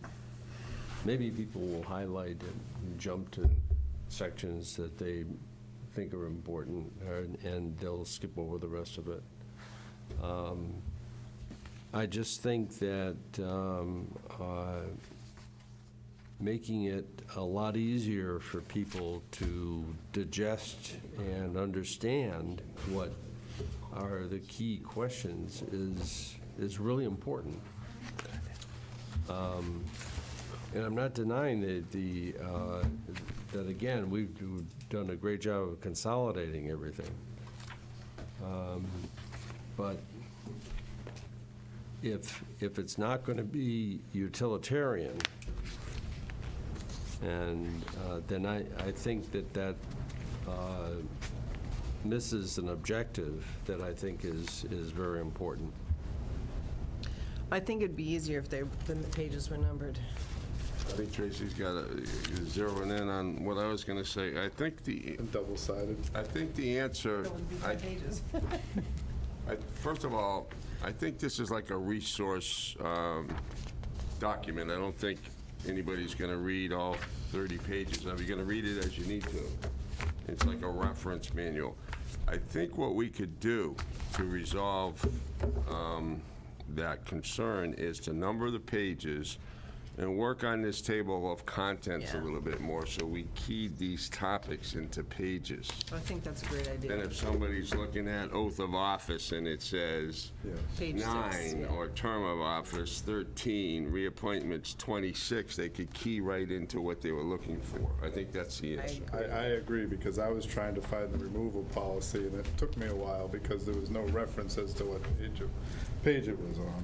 Because conflict of interest, for example, you read that, you probably would, because that stuff's technical and complicated, you probably forget about it. But if you had an actual conflict that you were faced with, you'd go back to this, you'd have that material in front of you, you'd have an index that points you right to it, and you could, and chairman could have this at meetings when questions arose. Exactly. They'd have it as, you know, a member asked them something about one of these topics, they could key in and discuss it right there and educate that member of the committee. I think we need this because I think a lot of these committees are just kind of run happenstance, really. There's not a lot of formality or a lot of guidance. I think they all kind of do their own thing, and this would bring some uniformity to it. I think organization, a little bit different organization, as I said, will cure any concerns. But I wouldn't, if I were on a committee, go through this thing A to Z. I look at the topics that I'd be most concerned about the meetings, what's expected of me, conduct of the meetings, quorum requirements. One of the things to also keep in mind is that some of these topics that are in here are actually things that, or items that are required to be notified of. Correct. For example, if you're volunteering on a committee, serving on a committee, you need to know something about the conflict of interest law. You need to know something about the open meeting law. So what we've done is, rather than print verbatim the open meeting law, what we've done is condensed some of the key provisions of various items that people need to, by law, be aware of. So if you took the current set of policies and documents, it would be bigger than this and thicker than this. They're all in place now. You know, I understand Norm's point, but what if we went in the opposite direction, and when you're appointed to a committee, you have to sign a document that says you've read this? I mean, it's 30 pages. It's not that bad. I don't think so. No, I think the suggestions that have been that have been discussed, a table of contents, numbering them, maybe using both sides of the paper. I think those are all provide some ease.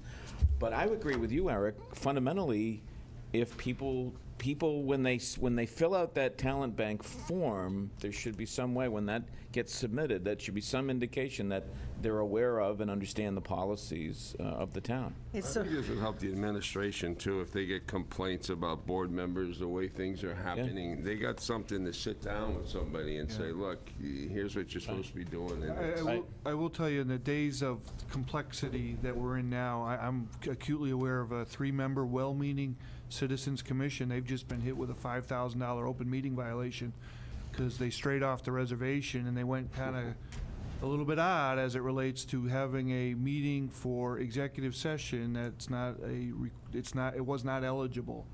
And you know, they were all well-intentioned, well-meaning citizens. There was no manual like this to explain to them. They were given oral instructions and they went off on their own. So one of the things I've been mindful of in all the years of public service has been nobody should get harmed for volunteering to for their government. That being said, the government has an obligation to explain to the citizen that's going to volunteer their time, hey, these are some of the pitfalls that can happen in the environment that we're in today. Say, for instance, I know for a fact, being out here, because we were called on it once and we corrected it, but there's people that actively look at all the agendas that are generated just to turn us into the Attorney General's office. So I think one of the things that I like as a suggestion is the table of contents, but the sign-off page. Like I said, I go back to, I read these cases that, whether they've been in ethics or Attorney Generals, where people, they volunteered their time for their town or city, and then they got a slap. And that's a really disturbing thought to me if we haven't prepared them. It's one thing if we prepared them and they go off on their own, that happens. But if we didn't put in their hands all the things that were expected, and one of the big ones these days is minutes to meetings for all these organizations that go on. You know, we're a little bit behind here, but all of them are required to take that. And there's a lot of scrutiny being played right now as to what constitutes an organization that comes together to have a meeting and whether or not it's violating the open meeting law. So I hesitate to reduce it because I think it's a guidance document. If we table contents on it and we double-side it, and you know, it's a serious business to ask somebody to come forward to serve the government, but there's some expectation they got to do a little energy too, so they don't run afoul of all the complex rules of the state. So. And maybe what you could do is, this is just another suggestion, is the nuts and bolts things that you would expect you would want a new committee member to know, put in the front of the manual. Yeah. And then the more infrequent things you might have to refer to, quorum requirements and open meeting laws and executive sessions, put that more to the rear of the book. Yeah, I think the theme in this message is readability. Right. And be able to find what you're looking at quick. Right. Got to be a I quick hear y'all. resource. I hear y'all, and all I'm saying is, I can go through this thing and get it down to 10 pages, and without changing the meaning. Okay. When will you have that 10 pages? Take the picture off the front. We have a volunteer. We have a motion to require him to. So 10-page executive summary. I don't know. I'd have a problem with this being done to 10 pages. Look at just the appendix on all the different committees and the terms of appointment and the statutory authority. I mean, that's good stuff. But If somebody's perhaps, looking at what powers their committee has or doesn't have to be able to get these kind of... Mike, I'm not talking about the content. I'm talking about No, I'm talking choice about of words. condensing it. Right? That's And what I'm you're talking about redundancy and sentences that go on and on. You know. So you want to take the meat off the bones and leave us with the skeleton? No, I'm talking about making it a user-friendly document as opposed to something that may put off people. I do worry it's a double-edged sword, because there's a lot of people who thrive, and a lot of people don't know what they're getting into, and often when I was the appointments chair, they would say, geez, what does that consist of? I think this would be helpful and for those people to feel more comfortable knowing exactly what they're getting, but at the same time, we have a lot of expectations that they may be overwhelmed with. This is reality, so it is what it is, but I would be afraid it would scare somebody off. Well, most of the people It's that nothing different than what we're doing, but I think, again, this is a resource. I think it's important a reference, like a little reference book, handbook. I mean, just the open meeting law conflict of interest provisions will take your 10 pages right there. Stuff's complicated. I think it is. So, Perhaps what I could propose is I'll share with the board, the chairman's comments, his draft. I'll forward that to you this evening. And then I have the notes here about readability and remote participation policy. And I can share those with your future assistant. And perhaps you can take a pass through and clean it up and get closer to a 10-page document. Rich, you got your work cut out for you. Make the font smaller. there you go. Single space it. So we've already done that. I don't know, All right, moving on. I could appreciate as an attorney, you'd want to use more rather than less. No, as an attorney, I like specificity. It's ambiguity that leads to litigation. It's people that don't know how to write. It's people that aren't precise. It's people that have sloppy minds. Oh, my. That glut the court with needless litigation. So what's goal number one? Goal number one is to be succinct. Okay, so we got anything further on that? You want to go to goals? Yep. Okay, we're on the goals then. All right, where are we on goals? So we're looking for the board this evening. This is a follow-up from 3 weeks ago. Before you is just a report of the top 10 goals that the board had, 11 goals from last year, as well as some of the specific projects that town staff have been working toward. I think tonight's charge or direction would be on those 11 high-level goals. Are there any new goals that you feel as though you would like the town to focus on in this upcoming year? And then we do have quite a few projects listed here, which Dan and the department heads and staff did a good job last year of tying those to the goals. But if there's any kind of project that you feel as though really needs focus this year, it'd be helpful to highlight that this evening.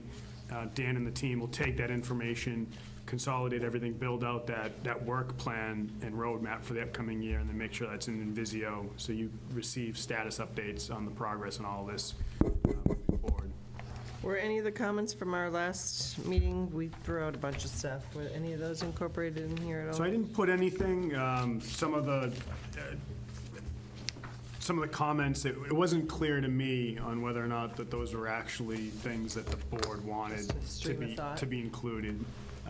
What is goal number one? It is expand economic development. I guess that's what I was looking for, is what are the goals? And I don't see that here. I know, well, one's missing, but two is here. It's just kind of, it's not easy to see. Not folded, yeah. Yeah, see, so I circled them. Goal three is high education, goal 4. Well, that higher education, high-quality education is, that's a goal is not a goal unless it's got something specific with regard to, what's intended. We used to have the action plans. This is it, these are the. Well, the action plans, yeah, but I guess I'm looking for a more succinct expression of the goals. I thought we had it last year on a couple of pages, I just don't see that here. I see some focus areas. Again, they're not action steps. They're just statements of focus areas. If you just had to say bike path project. It's, Okay, what does that tell me? the topic number 1 is expand economic development. It's not on the page, but that's the actual topic. Okay, but Those what are is, sub- but what is then the statement of, what are we doing with the bike path project? Do we have a specific objective? Is the statement in the focus area, complete the bike path project? Or is it a statement of a certain amount of progress in the year? And then with regard to the drive-in site, what is the statement there? What are we going to do in the next year? So each, Selectman Holcomb, each focus area has sub-actions, which are tasks, which are a detailed work plan that staff follow. That is what they provide updates to in the application. That full detail work plan for all of this, which comes out to be about 25 pages, is what's emailed to the board each Friday that details out what those action steps are.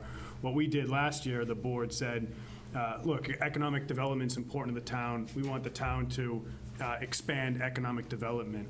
What Dan then did was sat down with staff and said, of the work that's in front of you today, or the ideas that we've been talking about, what can help us achieve the goal of expanding economic development? And so Karen Green and Jeff Colby mentioned, hey, expanding the bike path to be able to tie that down to our business corridor on Route 28 could help expand economic development in that area. Just using that as an example. And then under these focus areas, I didn't want to include that today because you guys receive that report every week, and we just wanted to talk about high-level goals and kind of what those high-level priorities of the board were. But those have specific instructions. So Jeff's not here, but he has detailed steps on here's what I need to do actually to expand the bike path project to accomplish that focus area. And the same thing with the drive-in site, step by step, what the next steps are. We have money from CPC. So what you did was you took a 25, 30-page document, and then you boiled it down to maybe 8 to 10 pages to make it easy to follow and read. Is that pretty much what we're talking about For the here? purposes of this evening's discussion. Thank you. So again, what is the first goal? Is expand economic development. If the board would like, I'm happy to print out. I know the document that Selectman Holcomb is referencing is that the PDF that the board has traditionally used. I'm happy to go print out 5 copies. I'm all right with this. I Right think now? this gives us we always say that we hit our high level and then Dan works on the strategy. And what we want to be able to do for you is at your own time, when it was convenient to you, to be able to go up into the website to check on things as opposed to how it had been handled in the past, so. I think one of the things that's missing in our goal discussion is our mission statement that Norm created. I think that's important to keep as a policy, but I find it interesting that improving the customer experience is at 100%. It's tied to the website. That could never be at 100%. So we need more goals there. Which one was that? Improve customer experience. Yeah. That's a work in progress always, right? I think that's in there somewhere, yeah. But so some of these things could, obviously, like the Yankee Village, will be wrapping that particular sub-item off, but, open spaces. What we did was, they used to have pages and pages, so what we tried to do is just keep the 10. Right. I never have pages. No, we have, but years ago, there were pages, we tried to keep it to 10. Last year, We Norm had it narrowed down to 1 page. Yeah, we're trying to, there's like curveballs that come to us during the course of the year, like a tornado potentially, and it sidetracks us for a couple of weeks here or there. But within these, I think what we've tried to do since I've arrived here, these seem to have been, by looking at past documents, the 10 or 11 general areas that this particular board would like us to focus on. And on occasion, we will complete some of the individual task steps, and we will add new ones when that's appropriate. But presently, I think one of the things that you haven't seen yet, it kind of moved down the agenda, as a for instance, under permitting. That was kind of a bugaboo since I've arrived here. There's a permitting guide that will be given to you in September. So that's a project that, it's a work in progress, so the draft will be to you in September, but that's clearly something that had been on the board's mind for some time. There's other bigger, like Cape Cod Commission required plans that we know we've got to get to. There's the visioning piece, central dispatch. So we continue to chip away at these things, and some will be taken off the list when we get those completed. The good thing is that it's all here. Yes, that's correct. And if you want to drill down into the detail, you can go into the more detailed report that has all that information. The one thing that I'm big on, and Tracy talked about this earlier, and that is on the communication side, the marketing side, focusing on all our platforms. If we're going to be trying to educate the residents of Yarmouth on what we need to do with respect to clean water, wastewater, we need to have, I think we need to have those platforms fully developed and fully utilized. That means getting better programming and content on our TV channel. It means more improvements on our website. It's loading up more stuff. It's the stuff that we talked about earlier when we had a brief discussion about the assistant town administrator and some of the functions there. I think there's a need clearly on the media side, the IT side, to really make a significant improvement there. I think with the right people and the right structure and the right direction, I think there's an opportunity here to make a lot of progress. So I'm very comfortable with the report, the layout of it, the way it's been done. You asked what's the priority for me. The communication side, website, TV, every angle, every opportunity to augment social media. I think we need to have all of our communication tools ratcheted up to a significant degree, particularly if we want to provide, take advantage of every opportunity to help educate and inform voters and residents about what we're doing on some of these big initiatives. So that's what I would add, and I appreciate Tracy bringing it up earlier. I think it's just something that we just have to really zero in on and stay on top of. I'm comfortable with the high-level number of goals that we have. I think it's always, we say this every year, it's all in the details. I mean, I know last time I talked about the splash pad in particular items. I've been assured it's on the 2012 master plan for Sandy Pond. 2022, excuse me, I'm stuck in a decade. That's too long. But it's coming, it's moving forward. Well, the people of the town meeting voted to fund a piece of it many years ago. Understood. And it was chosen not to. So I don't think, they chose to use it for something else. And I have a problem with that. So that's why I keep on it, because the people of the town I said asked about that after the meeting. I was told it's going to be appearing in 2022. At no charge, because the money's already been allocated. No, that was for feasibility and design, which they lumped it into the Sandy Pond program, so but that's Okay, not. I guess I've got a number of comments. Under Goal 2, high-quality infrastructure. There's nothing indicated in here with regard to the Bass River Bridge or the Route 6 bridge. And I think that we need, to me, those are key elements of the infrastructure in our town, and we need to identify some specific focused activities having to do with those elements. High-quality education, to me, there's additional work there to be done beyond negotiation with Dennis,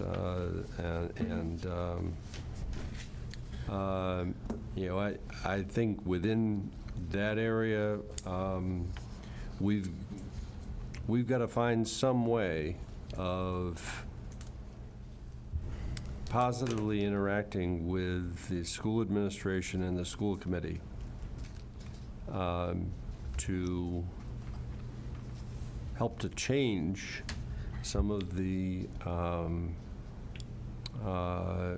what I think is a perceived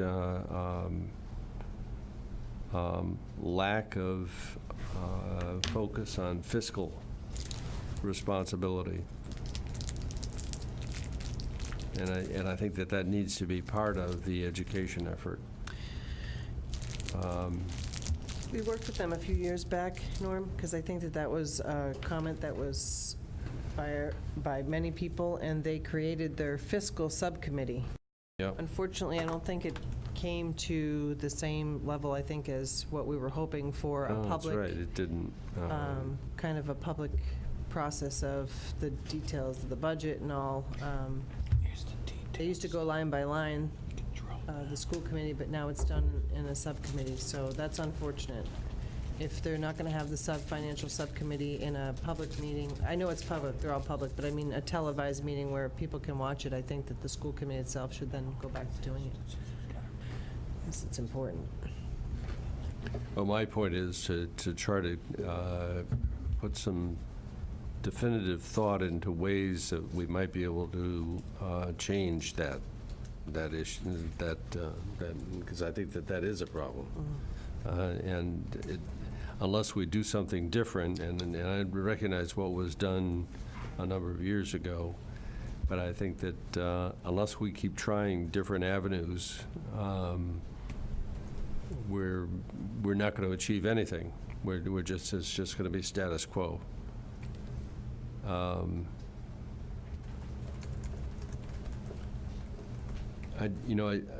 Maintaining sound fiscal health. Golf is somewhere else in the program, but right now, golf is a major challenge to the fiscal health of the town, of our town. And, I think it deserves a place within that goal in order to maintain a focus on the fiscal impact of the golf operations. Goal 6 talks about clean water, but there's nothing in here with regard to wastewater. It's not even mentioned.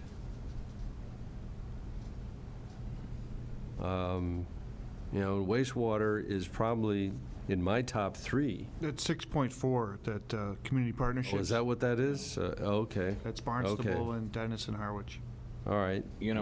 If I could just offer just a suggestion, Norm? Yeah. Is Chris offered earlier to provide a more detailed, more robust, that covers everything and goes into detail? There may be some value for you to have that in front of you, because I'm looking at the document. There's an enormous amount of substance in here on each of these topics, and maybe for you to have this and then... We're going to have a discussion? I thought we'd have a discussion, and I'm offering the thoughts based on what I see in this. But I guess what I'm getting at is you're making comments about certain items that are indeed referenced in our goals.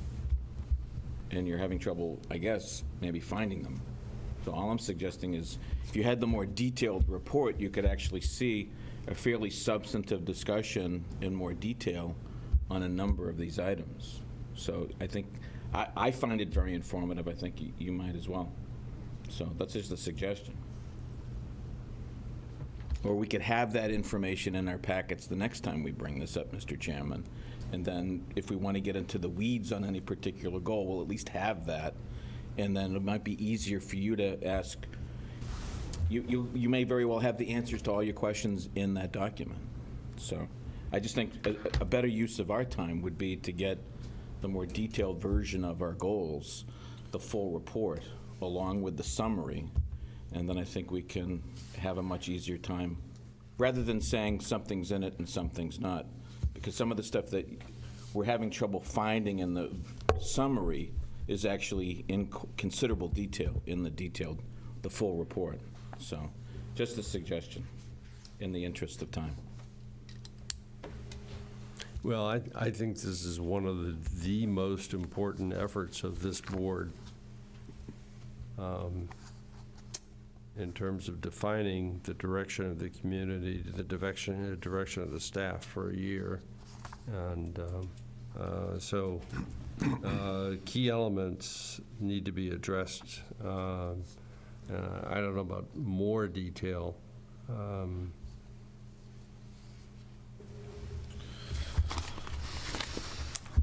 I'll make a motion that we be given the more detailed description of each of the goals and review it at our next meeting to be held on the 27th. I'll second that. Along with this document that we have, right? I'm sorry? Along with this document. Yeah, the one that Mark's looking at online gives all of the, Yeah, then we can elaborates see, Norm, greatly, and then yeah. whatever's not in there in detail, then we can just move on, go on, build on that. okay. Okay? Sure. All right, so we have a motion, second, all in favor? Aye. Anyone opposed? Okay, that's what we're gonna do for the next meeting, which is when? Should be 27th. just before Labor Day weekend. Let me just dig up the date. 27th. 27th.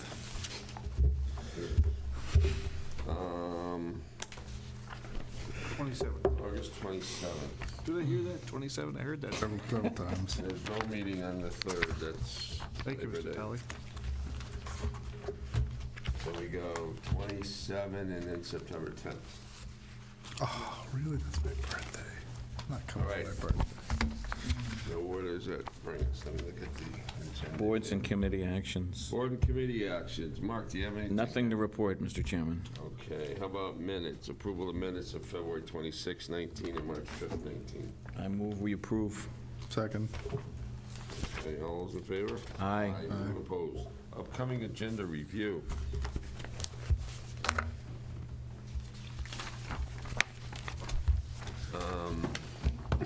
So one of the things on the 27th that will appear is the draft agreement document referenced earlier related to the DY situation. Okay. So that's supposed to be by our agreement, be voted on by the boards before September 1. So I know Dennis is working on getting that. We'll get a simultaneous same document to each board. Right. Yeah, so we should have that in final form after all the three council weigh in on it, right? Right, that's correct. So there won't be anything really for us to do other than review it and approve it. Yeah. Can we put it off till after Dennis votes on the school funding? Are we allowed to do that? No. No. But we're allowed to have our meeting after theirs. I think. All right, so we have public hearing, construction and demolition disposal fee hearing, first hearing, special wine and malt for the Chamber miniature golf tournament, YPD parking regulation amendment, and Center Street no parking discussion. And goals. And goals. Goals, now we have goals, Add yes. goals again. Okay. Anything else? Do we want to bring up the committee handbook and get that, a more readable version of it? Actually, can we give that a little bit of time with the Okay. transition Let's give going on? that to But the, Rich- what about the following meeting? Is that too soon? The end of 10th, or do you want to go even? Actually, I want to go out just a little bit further, only because I want to start working back into the conversation at the Okay. meetings, the wastewater issues that Mark has highlighted. Yeah. So the next one's the 24th, after the 10th. Yes, yeah, that should be fine, So do the committee handbook on that date. Just pencil it in for now. absolutely. We're going to have a discussion about that warrant at some We'll have a point, list, too. yeah, we're compiling a potential article list for you. And Oh. that's going to be 24th too? The article list, I'm hoping to get a draft to you and presented by the 27th of August. 27th. Yeah, and then that way, we'd have to finalize it. I put the So dates on there. So draft of warrant list. Yeah. Are you at all hopeful to get the reimbursement for the tornado funds? I mean, No, it will not come this calendar so year. we're going to highly have to doubtful. deal with that. Yeah, so we're going to have to deal with likely a transfer. So the plan is, and I was talking to Ed last week about it, is he anticipates we'll get free cash certification likely to occur in early October. So whatever delta we've got in town accounts related to the storm, we would have to use free cash to supplement that. And then, obviously, by that time, we're working with our state partners to compile the cost. And likely what would happen in next year's budgetary process, there'd be a supplemental provided to the town, and they'd backfill us. And that's kind of the plan, I think. So, but we're going to be on our own for a little bit here on that. Yeah, that's a lot of money, though, to be able to do in the budget. So if we can have Just- an article to try to address that. Just an FYI, I bumped into Senator Sear and Representative Peake last weekend in Harwich at a meeting, at a social event, actually. And we met briefly just to talk about this. to see if they had any plans on speaking to the leadership about a supplemental and having some funds earmarked to help the towns weather the storm. And they both said they were working on it. So, FYI. So there'll be, the next time you see this, I hopefully, working with Rich, the population of the wastewater articles. There's also, which help me out if I don't have this, but there's, they said a day, I missed the DHY meeting Friday. Is there a date set yet for the Tri-Town? I think we're going to set it On Friday? This Friday coming up? Yes. Okay. So that's an early September date, roughly, as well. That's kind of squeezed in there as well. So that'll get more heavily populated shortly. The Anything agenda. else on agenda review? Well, with regard to the point that Mark was making at the last meeting about the pieces of Yes, that's for the wastewater. wastewater. Yeah, I mean, I don't see anything. We're working on it, Norm. We're just in the transition here to, it's getting on there. They appear down at the bottom of the list. We just have to plug in when they'll appear. The next piece. That's all. But they will appear during the month of September and October for sure.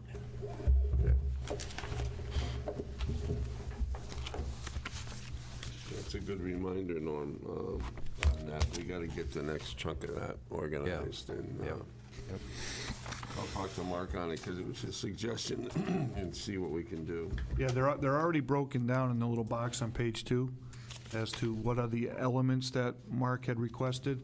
And now it's on the bottom of the futures agenda here down in this box. Yeah. They just have to be broken out when we can organize people to be at a meeting to cover the particular topics of interest there. Okay. Yep. In that plant design update, I don't know whether that's, if it's just a architectural type of thing, or is it a cost? There was a pretty robust discussion at the last DHY as to what that should look like in advance of town meeting. So I think we'll have, there needs to be enough detail so people would know if there's an article to support an agreement, what that looks like, where it's going to be, roughly the impact, and we have to further define that concept. That'll likely also be part of the Tri-Town that they're trying to have when all the boards are put together as part of an element to that. So that's kind of an evolving piece of the puzzle that needs to get out before town meetings for sure. Okay. Now, I guess, another thing that kind of lingers in my mind is the ability to obtain funds through the new tax reimbursement, if you will, for some of the infrastructure that we're going to have to construct to transport effluent to the Dennis plant. Right, so part of that conversation, Tracy's on the board there. We haven't even gotten that far. Yeah, I mean, it's going to be a ways away as it relates to what we know for sure, what can be accessed, how much, and things of that nature. But you That's can opt out of that after the first year, right? Well, so there's a theory behind that now that DOR is doing the tax collections on that for you, if you were to opt out, you could then, the state's doing the collections, you could then use under the mitigation funds requirement, you could use that on your own, all on your own. Well, part of my question on this is, okay, let's say that we are able to apply for reimbursement for the cost of our transportation system going to the plant. Is that transportation system part of the plant? No, that's on us. You're talking about sewage transmission, sewage, sewer distribution. lines, distribution. Right. Yeah, so that's the collection system, we call that. At some point, there'll be like a force main head where there'll be a pipe connection point that'll be owned by DHY. Everything delivered to that point. Okay, will be let's owned come by back our to town. that point, because we've been told repetitively that the reason our cost savings is substantially less having to do with the plant is because of the transmission system. The cost of our collection system is enormous. That's So to and from. Understand. Yeah. So if the transmission system, just as you said, is not part of the plant, then why are our costs not reduced more of participating in the plant? Because we're over 50% of the plant, so that's our savings in this whole thing. That isn't what we've been told. I think we've been pretty clear on that. Wait a minute. I see a wise man up there at the podium who's about to enlighten us. And that's the reason why, by the way, Norm, that's why we have design update on there, is to get into some aspects of the design. Rich. So the original cost of the construction of a DHY facility included, for each community, not in Dennis, so Harwich and Yarmouth, the cost of our collection system getting to the plant on the town. The update that will be coming out perhaps Friday or shortly thereafter is going to have a analysis of those costs being district costs, to your likely follow-up point. Okay. So I've already requested that. The original estimate was their town of Yarmouth costs to get to the plant. So we've asked, well, ought those be district costs? We're all trying to get to the same plant, and the answer is, yeah, of course that could be. And so we're going to get that analysis. Okay. I think it's important, and I guess what I'm trying to get my head around is, okay, if they are district costs, and who gets reimbursement for that? How does that work in a revenue reimbursement basis? How is the sharing of that revenue then going to be reflected in any kind of agreement? So as you recall in the presentations, we've been talking just generally of $112 million total cost, but in reality, a breakdown of that, the step below that is, part of that is DHY cost, and part of it is Yarmouth cost. Mm-hmm. And so, just for sake of argument, if the DHY cost is $55 million, or $60 million, let's say, to the extent they had any reimbursement, it would kind of come off, and you only fund the net. So if there's a reimbursement associated with that, and that $60 million now becomes $30 million, you're funding the net, and you're still meeting that overall $3.8 million debt service burden that we're funding. It's going through the district first, as opposed to coming to the town and then out to the district. Should come off the top. Would come off the top. But potentially, we don't know how the disbursement of that program is going to be. So potentially, we could qualify for none of it, but we could also potentially qualify at a higher rate for a regional piece and still get some reimbursement to the town specifically for our piece. So it's all yet to be determined. The big savings with the regional piece, 0% interest on the loan for a 30-year note.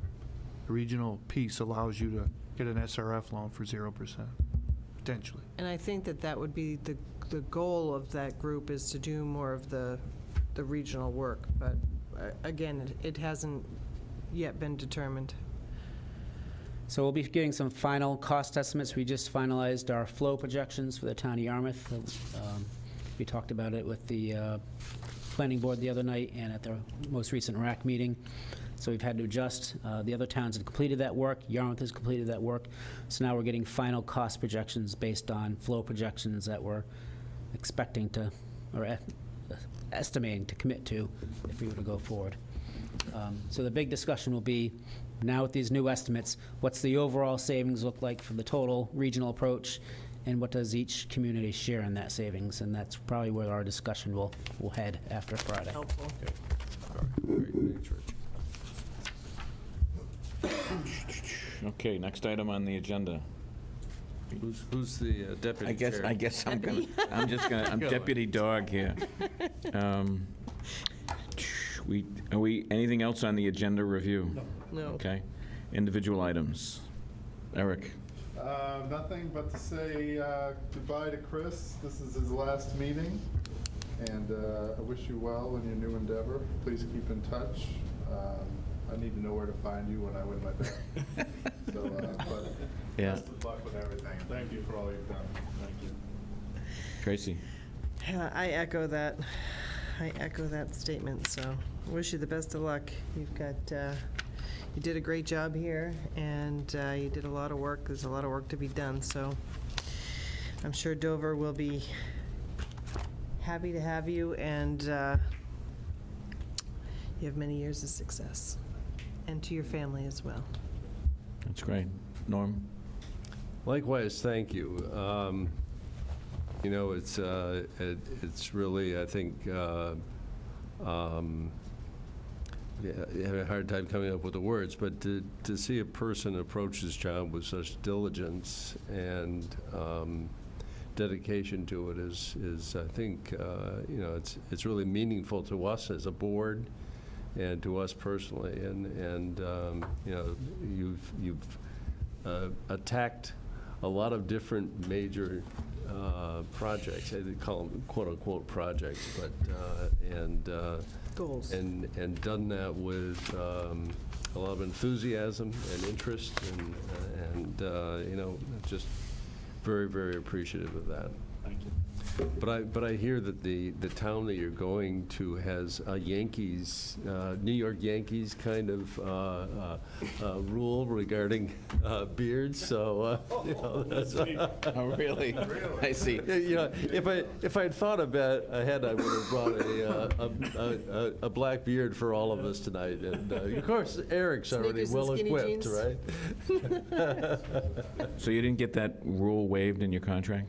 I must not have. Oh, my. I'll be back here sooner than you think. Oh, my. Oh, poor Rich. I know. It was funny, when Bob Lawton was here, I don't think anybody had facial hair. And then when Bill Hinchy came, everybody suddenly. Oh, that's interesting. Well, who wouldn't want to be like Bill? Well, you know, now it's split, you know, there's no rhyme or reason to great. it, but it was funny to see the change. There you go. So So you've I've taken on a hijacked lot your of tough meeting, Mr. Chairman. challenges and met them. Yeah. So. We're doing individual items. You're next. We're all bending over backwards and heaping praise on Chris Dwelly, the rising star and municipal governor. Does he We get have a nothing chair? good to What is say, it? yeah. Nothing? And then we got into a discussion about facial hair. So I don't know if you want to add to that. So everybody else done? Yeah. Okay, I'm sorry I missed your comments on Chris. Chris will be a tremendous loss to this town, not only in terms of his skill set, which is very, very high, and I think one of the things people are going to miss most is his personality, the kind of person he is, his openness, the rapport he had with everybody in town hall and people on this board. I have met nobody in this community, honestly, that doesn't have high praise for Chris, and that's extremely unusual. Typically, when you're in a public sector, you're fair game for big doses of criticism from time to time, but I've never heard that directed toward Chris. So, above all, that's what I'm going to miss about you, Chris, is your humanity, your ability to relate to people. I think you're going to be very, very successful in whatever you do because of that attribute. Thank you. Amen.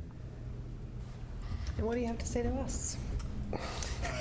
I remember over 2 years ago, sitting right here on June 6th. It was my first board meeting, my second day here in town, and Dan introduced me, and I was pretty nervous, and you know, I talked a little bit about my background and why I was here, and it was because my passion for local government and making a difference. And you know, looking back on the past 2 years, I hope that I have made some sort of lasting impression and lasting impact here on the community. This has truly been one of the best jobs that I have ever had. It was an honor being selected for this role, not having a traditional municipal background. It's been an honor sitting here with each of you every other Tuesday night. I've enjoyed every minute of it, even those meetings that got close to midnight.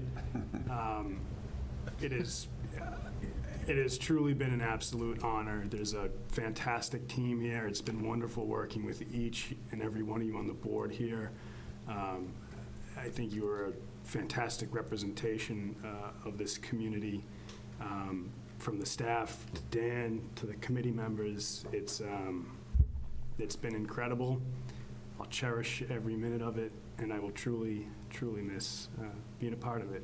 But I will keep my house in Mashpee, and I won't be a stranger. So Good. thank you.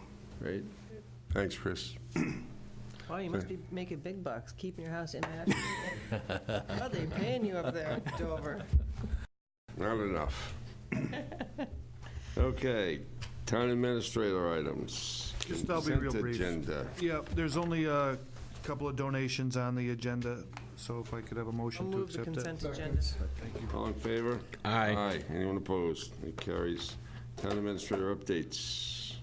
You're pretty much updated on, after tonight, on all the things that are presently in front of us. Okay. I would be remiss, though, if I didn't pile on with some heaping praise.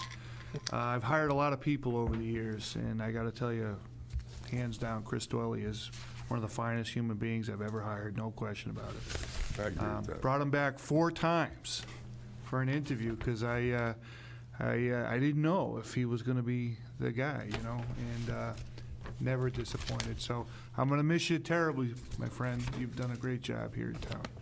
Good luck. Anything else, Dan? No, that's it. Have a motion to adjourn? So moved. All in favor? Aye. Aye. Anyone opposed? We're